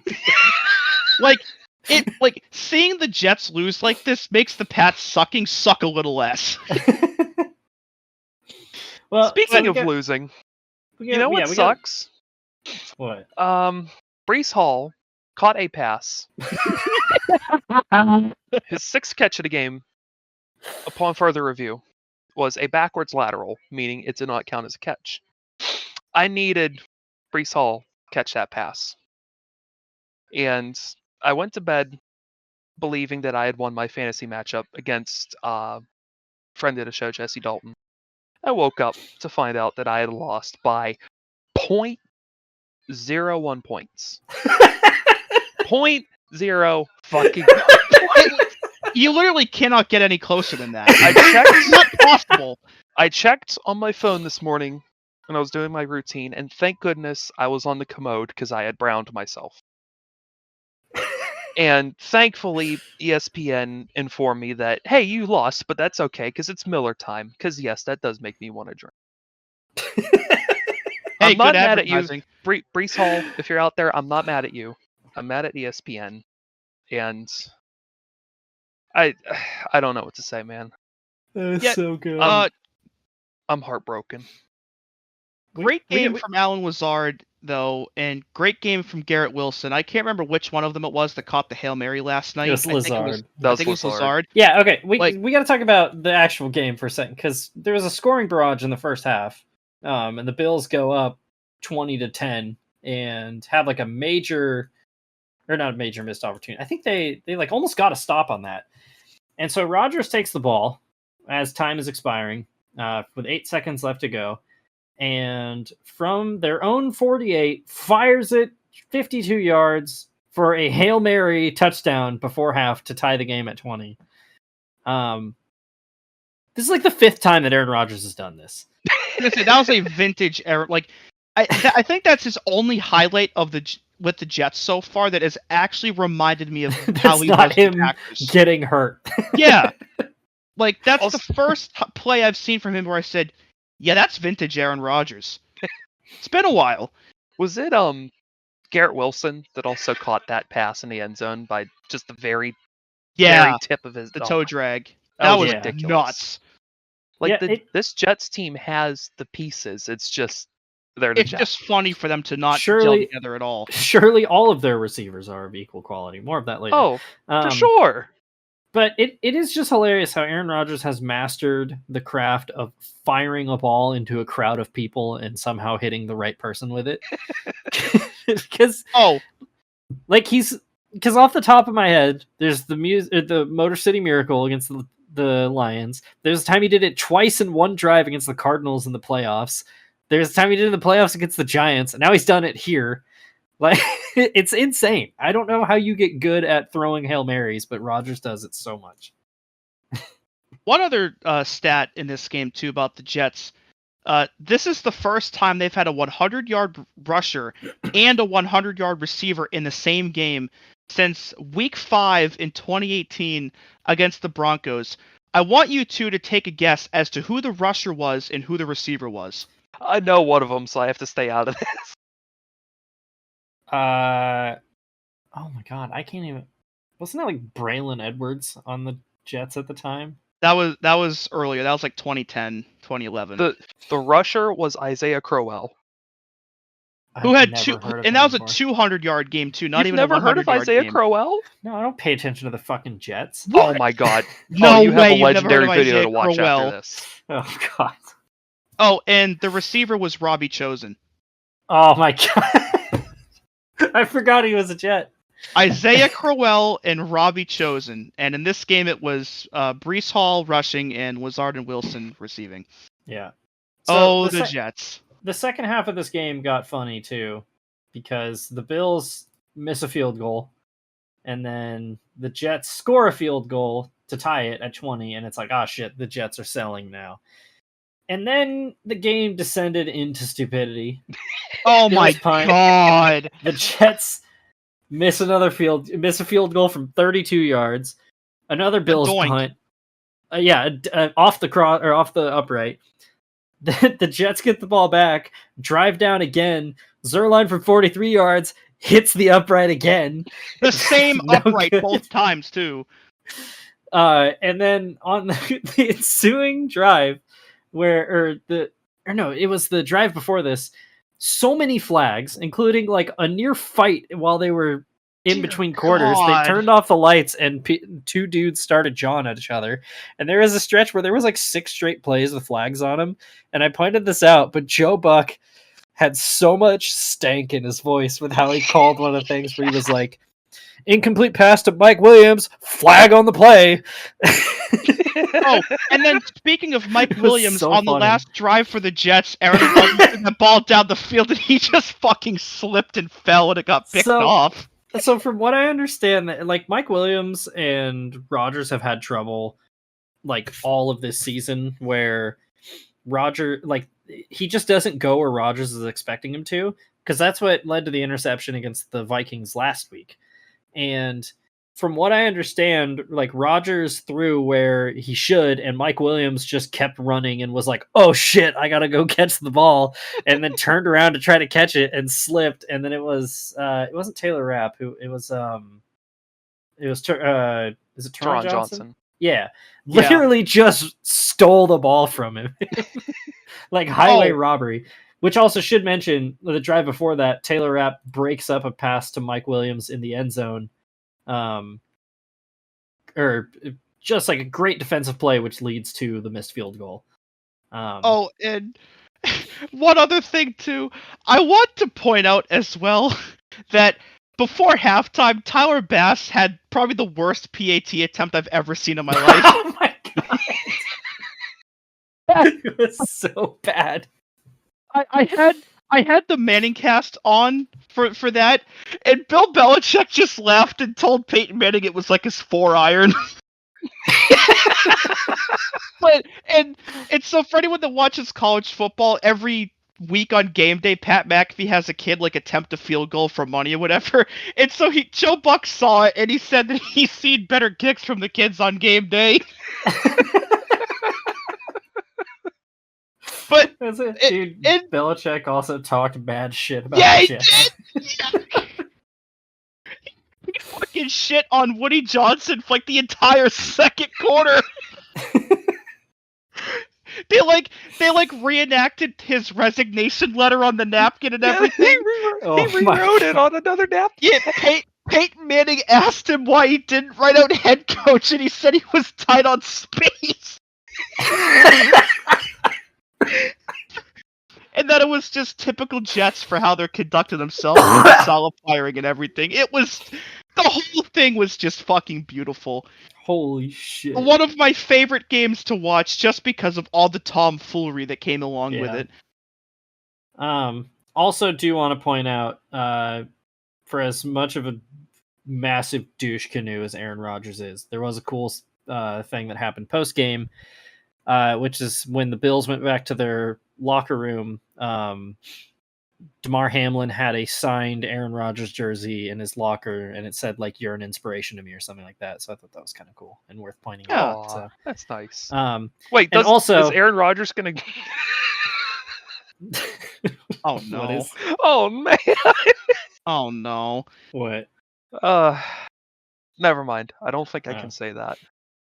I also want to point out one other thing too, that because the Jets lost and the Dolphins were on a bye week, the Dolphins have scored 60 points in 5 games, have allowed 113, so they've allowed almost twice as many points as they've scored, and they are second in the division. There's also like post-game press conference, Rodgers was talking about the all the flags, and he was talking about the roughing the passer thing, and he even said he was like, yeah, the hit on me was not roughing the passer, like we might as well be playing Sarcastoball, which if you guys don't know Good that reference, Good yeah. reference. So I thought that was entertaining. He's And gonna that was wrap week his 6.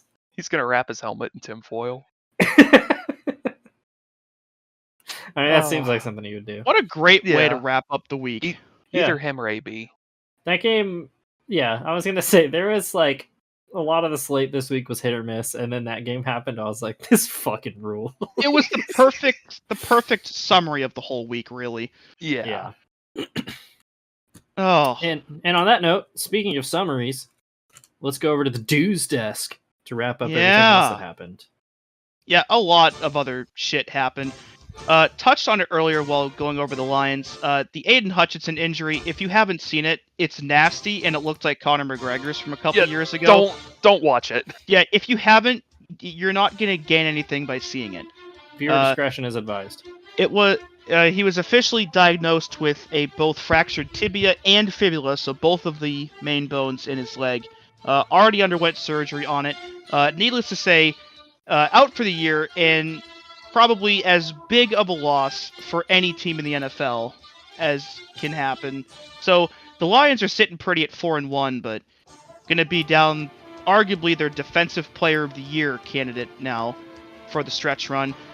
They also lost their defensive tackle Kyle Pecco for the year. He tore his pec in this game, so Aiden Hutchinson was not the only one to go down for the Loins.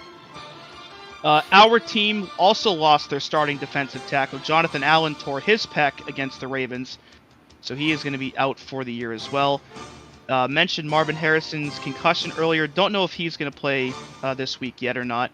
The Browns lost Jerome Ford to a hamstring injury, listed as week to week. The Browns also lost their starting center, Nick Harris, for the year. He fractured his fibula against the Eagles. So hope he can recover from that. The Packers put Luke Musgrave on IR. He hurt his ankle. They also lost Dontavian Wicks to a shoulder injury, listed as week to week. Travis Etienne is week to week with a hamstring injury. The Steelers, because they haven't lost enough offensive linemen. Zach Frazier hurt his ankle. He's already been declared out against the Jets. Fuck. The Niners, who also haven't been injured enough, put Talanoa Hufanga on IR with a wrist injury, so they can't stop losing guys either. The Chargers put both Gus Edwards and Asante Samuel on IR. The Jets put Chuck Clark on IR. The Cardinals put Matt Prater on IR, so they're going to see Chad Ryland for the next month. The Giants' big star offensive tackle Andrew Thomas suffered what is likely a Lisfranc injury in his foot, and that might be season-ending, which is a massive blow to their offense. So a lot of injuries this week, which has been a common theme so far. But on the flip side, it sounds like the Browns are going to get Nick Chubb back this week, and the Niners have also opened up the practice window for Ricky Pearsall, so glad to see that he'll be able to get back out on the field after being shot back in August. Yeah, let's give it a shot. Jesus Christ.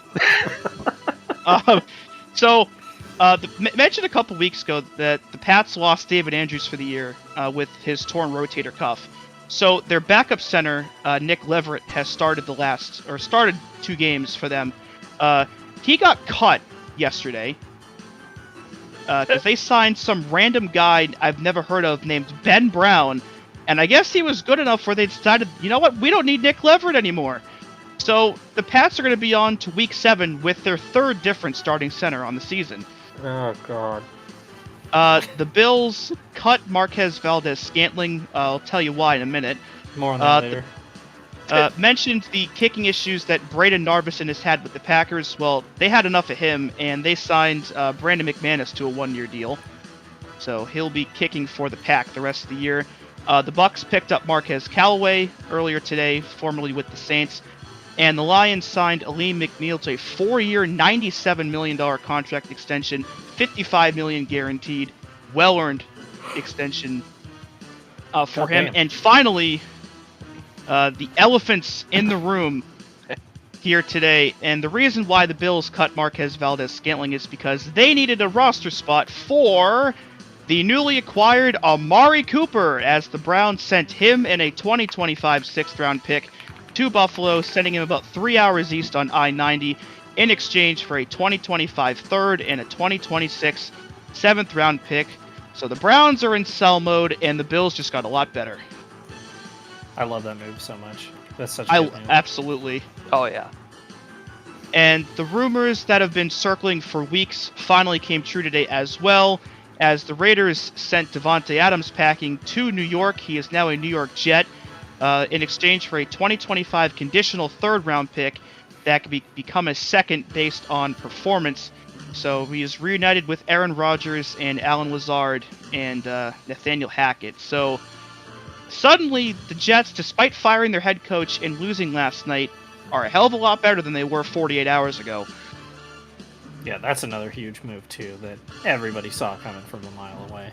Mhm. Yeah, it was a matter of time before it happened, and Aaron Rodgers got his old number one guy back.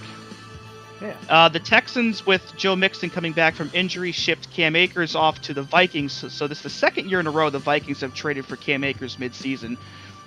This time they gave up a 2026 conditional sixth-round pick in exchange for his services. And the Jaguars traded Roy Robertson Harris to the Seahawks for a 2026 second-round pick. For what it's worth, by the way, the trade deadline isn't even this week, but yet we got 4 trades in about 24 hours. Yeah, I had to double check that because I was like, wait, it's only the trade deadline's not for like another month, isn't it? Yeah, 2 of like the top 15 receivers in the league got traded about 3 hours apart, and it's like 2 weeks from the deadline still. Everybody's going nuts with trades, and I'm like, did I miss something? And speaking of trades, the Jets have given Hassan Reddick, who has been a season-long holdout so far, permission to seek one. So we'll see how that goes. Oh my He god, now it's has almost like new- that's what you should have done to begin with. Yeah, with his new representation, as he found a new agent after his last one said "fuck you" and left. Yeah. The Texans lost their defensive tackle Mario Edwards for the next 4 games. He's been suspended for violating the NFL's substance abuse policy. Mercedes-Benz Stadium in Atlanta, which is the Falcons' home field, has been selected to host Super Bowl 62 in 2028. Still over here begging for a cold weather Super Bowl, goddammit. That's real. Stop being pussies. On God. I want to And, snowy Super Bowl. And speaking of cold weather legends, the NFL owners approved Tom Brady's limited stake purchase in the Raiders. Who? And Richard Seymour, who also a legend for the Pats and Raiders, also bought a stake in the team. What do you guys and think of already Brady went- so far in the booth, by the way? Yeah, He's all right. Yeah, I've enjoyed him. Yeah. and already went over our WTF moments of the week. So on this day in football history, all the way back in 1933, the Philadelphia Eagles played their first ever game, and they got butt-fucked by the Giants, 56-0. And as well, on this day in 2017, Tom Brady passed both Brett Favre and Peyton Manning for the most regular season wins by a quarterback in NFL history. Tom who? A record that will probably never be broken. Except maybe by Patrick Mahomes. Davis Wait. Mills. I've got a True! soundbite for this. Hey, Brady, what kind of suit you want to be buried in? Yeah. And then, lastly, I think we can move on to Dunyan Rings now, and I would like to nominate both the Jaguars and the Browns. Well, I don't know about first, the Jaguars. First, we got to put the Panthers on there again because they Oh, lost. yeah. Panthers. True. lost. Oh, yeah, true, yeah. Yeah. Of course. I'm on board with the Browns, for sure. Jags, I'm on the fence about because I think the AFC South is still kind of weak. I think we Or- could make the case for the Raiders here, too. I I would would- not be opposed to the Raiders. Now, having just traded their top receiver, going back and forth between 2 mid quarterbacks, not looking good. In the division they're in, I mean, yeah. The Raiders aren't going to make it. Browns aren't going to make it. They fucking suck. I'm not ready to give up on the Jaguars just yet. Yeah, think- I'm I think- willing to give. We'll let the Jags get home from London first. Yeah. Yeah, I think I'm going to put the Pats in the same boat. I think the loser of that game is going to be Dunyan Ringsed. Yeah. They're fighting for their life there. Yeah. Help. Belp. Bill. This Also- game, by the way, the worst thing this country has done to England in about 250 years. Also, last week we put that Will Levis pictures in the thumbnail were onion rings, and now I'm gonna have another one. So that one's already been proven wrong. So, Hell yeah. all right, and I guess we'll move on to pick they thems. Quick wrap up from last week. I think this is the first time all season or actually no, the second time in a row we all got our locks right. Steven locked the Bucks. I locked the Texans. Dewey locked the Eagles. Eagles. Dewey and I both went 11-4. Steven 6-9. Nice. Yeah. I finally had a good week. Yeah. Fuck yeah. Nice. I'm gonna go like 4-11 now, but that's okay. Good. Yeah, so I guess we'll just move on to week 7. Starting with Thursday night, Broncos at Saints, where Sean Payton comes home to the stadium he used to call his own.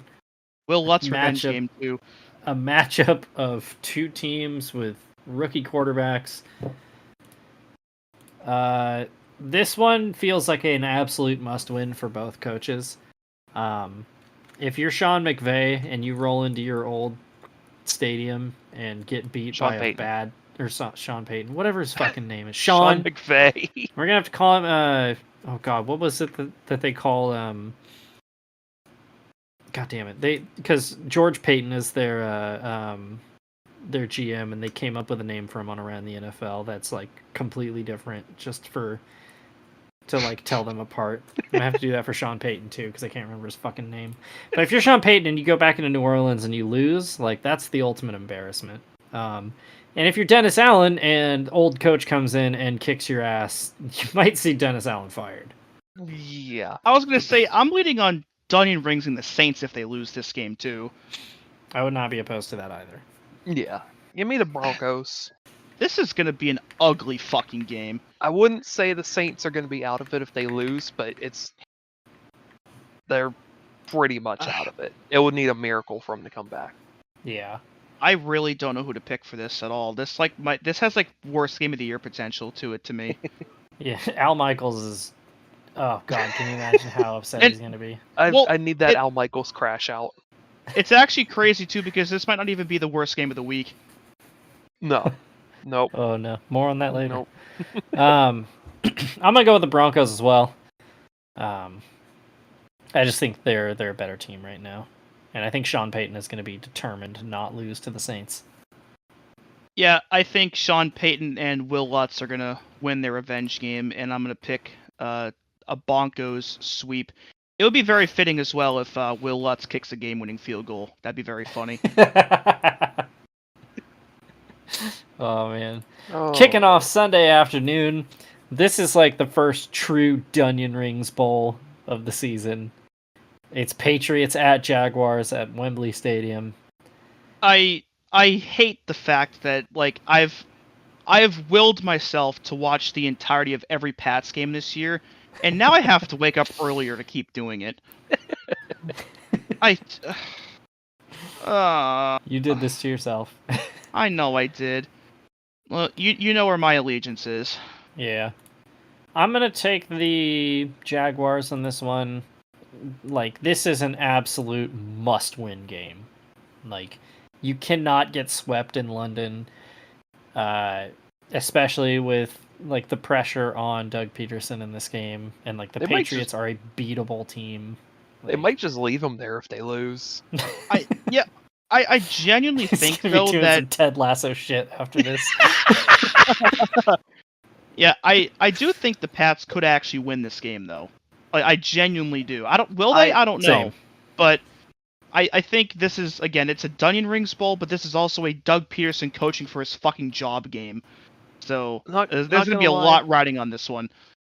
I think I see more upside in the Patriots than the Jags. I think I'm going to take the Patriots. Just because Ooh. Drake May looks pretty good. I think he might pull Yeah. off his first clutch win. I did not expect to be the minority pick against the Patriots. I was so tempted to take the Jags, but I don't know. If Brissett was still in, I would be locking the Jags. Actually, with the teams that are playing and the location of this game, I think you should switch to a tie.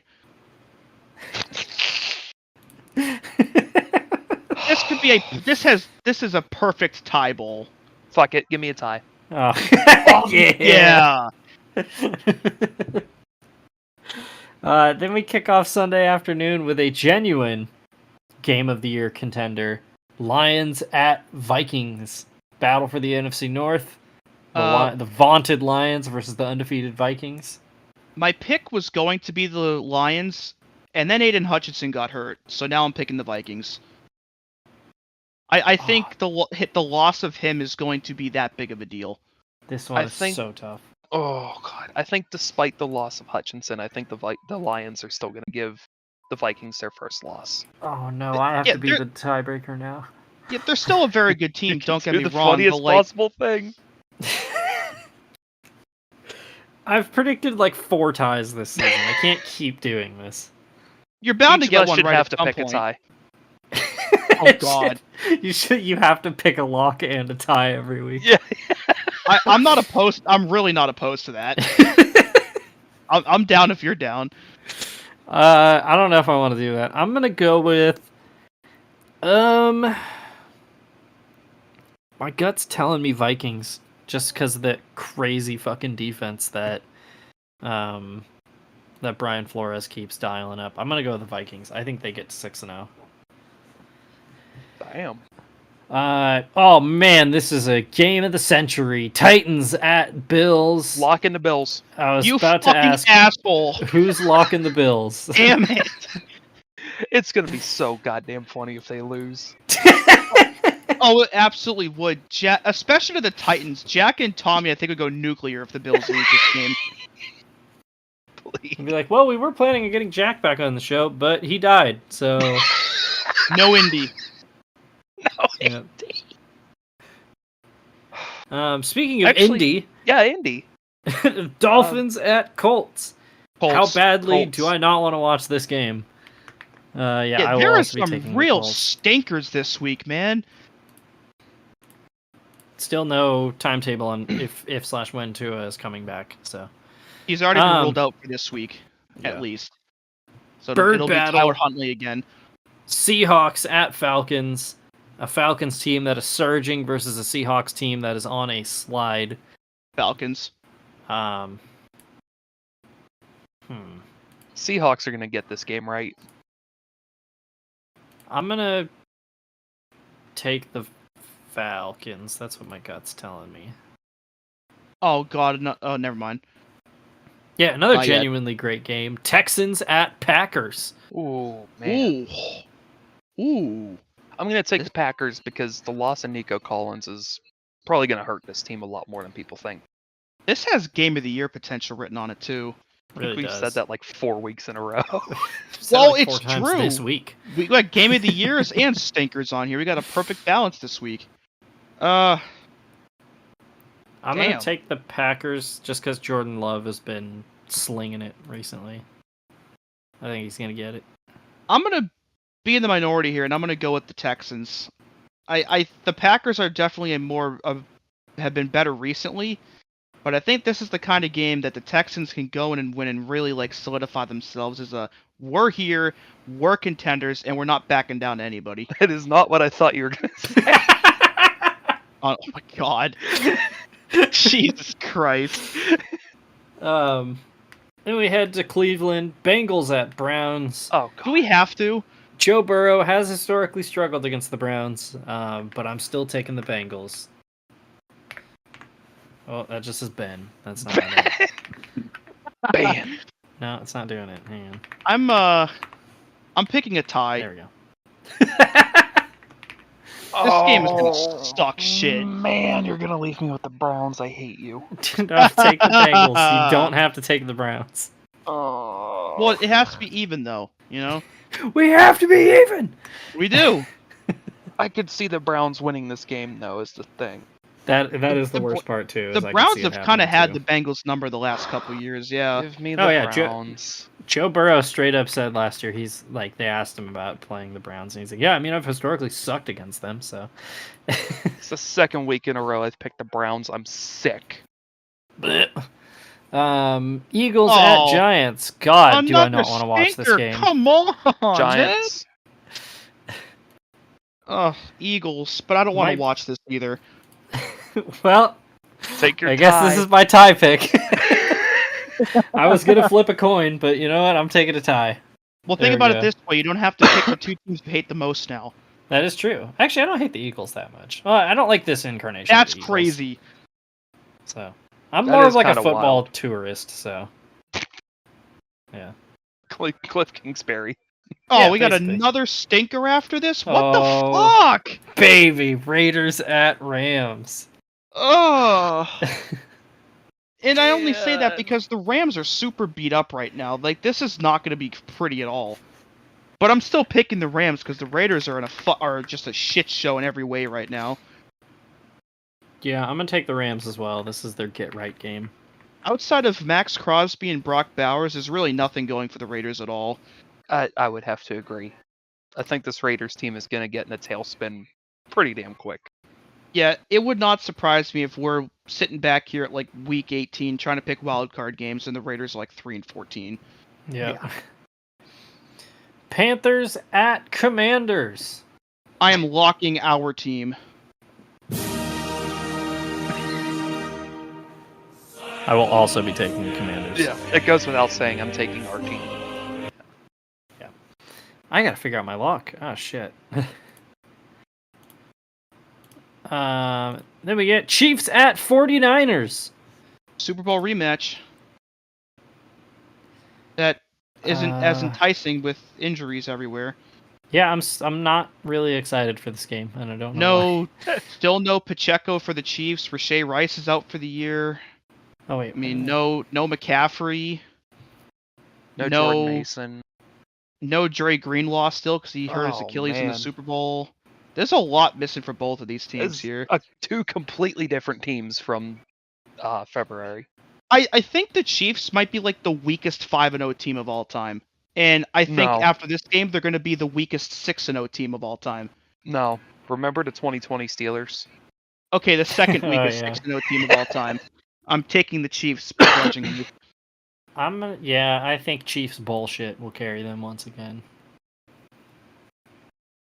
And I'm not like discounting the Chiefs really or anything. They're just not as good. They've just been just good enough against everybody they've played so far. Yeah. They've taken a step back, but not enough steps back. I think Brock Purdy is gonna. This is the Brock Purdy revenge game. Give me the Niners. This got to be a Niners revenge game in general, because there's still the 2019 game hanging over them. And in 2022, when they played in the regular season, the Chiefs have just had the Niners number the last 5 years. They got to are get one playing eventually, right? in Oh, yeah. San Francisco, though. I think this is the year they break the curse. Yeah, I got to be honest, this is one I kind of hope I get wrong. It's gonna be so fun in February next year when we're doing our Super Bowl matchup, and it's gonna be fucking Chiefs Niners again. Wouldn't shock me one bit. Mark my fucking words. God, I'm not looking forward to that timeline.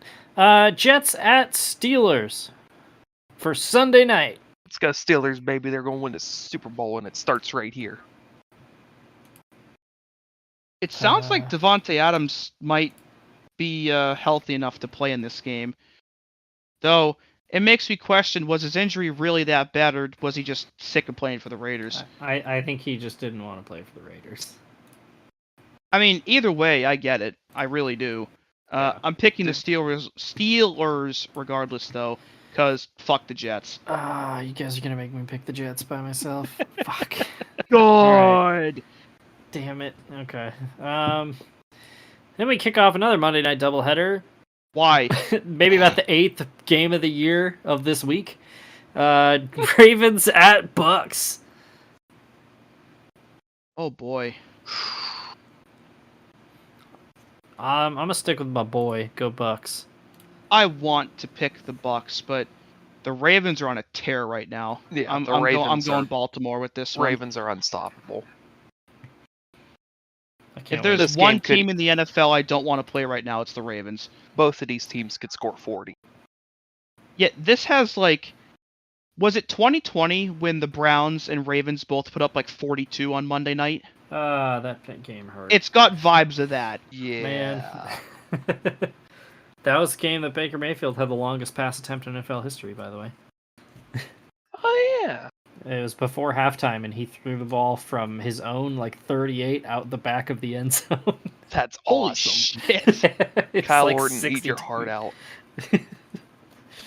And finally, second of the Monday night doubleheader. I appreciate that the second game is shitty, so I don't care about paying attention to it. It's Chargers at Cardinals. Why, No. man? This should be a 1 o'clock CBS game. What are we doing here? I'm gonna take the. Cardinals. I don't want to, but Cardinals. God damn it. I'm The gonna Cardinals' take... offense has a higher ceiling than the Chargers' offense does right now, and that's about the only reason why, really. Yeah, I could see Kyler Murray stunting on some hoes. I'm gonna take the Cardinals. All right, you're gonna make me take the Chargers. Good Yep. luck with that. It's a Monday night game. Something stupid's gonna happen. Fuck, who do I This want to week lock? has some real shitage. I'm gonna lock. I don't want to lock any of these.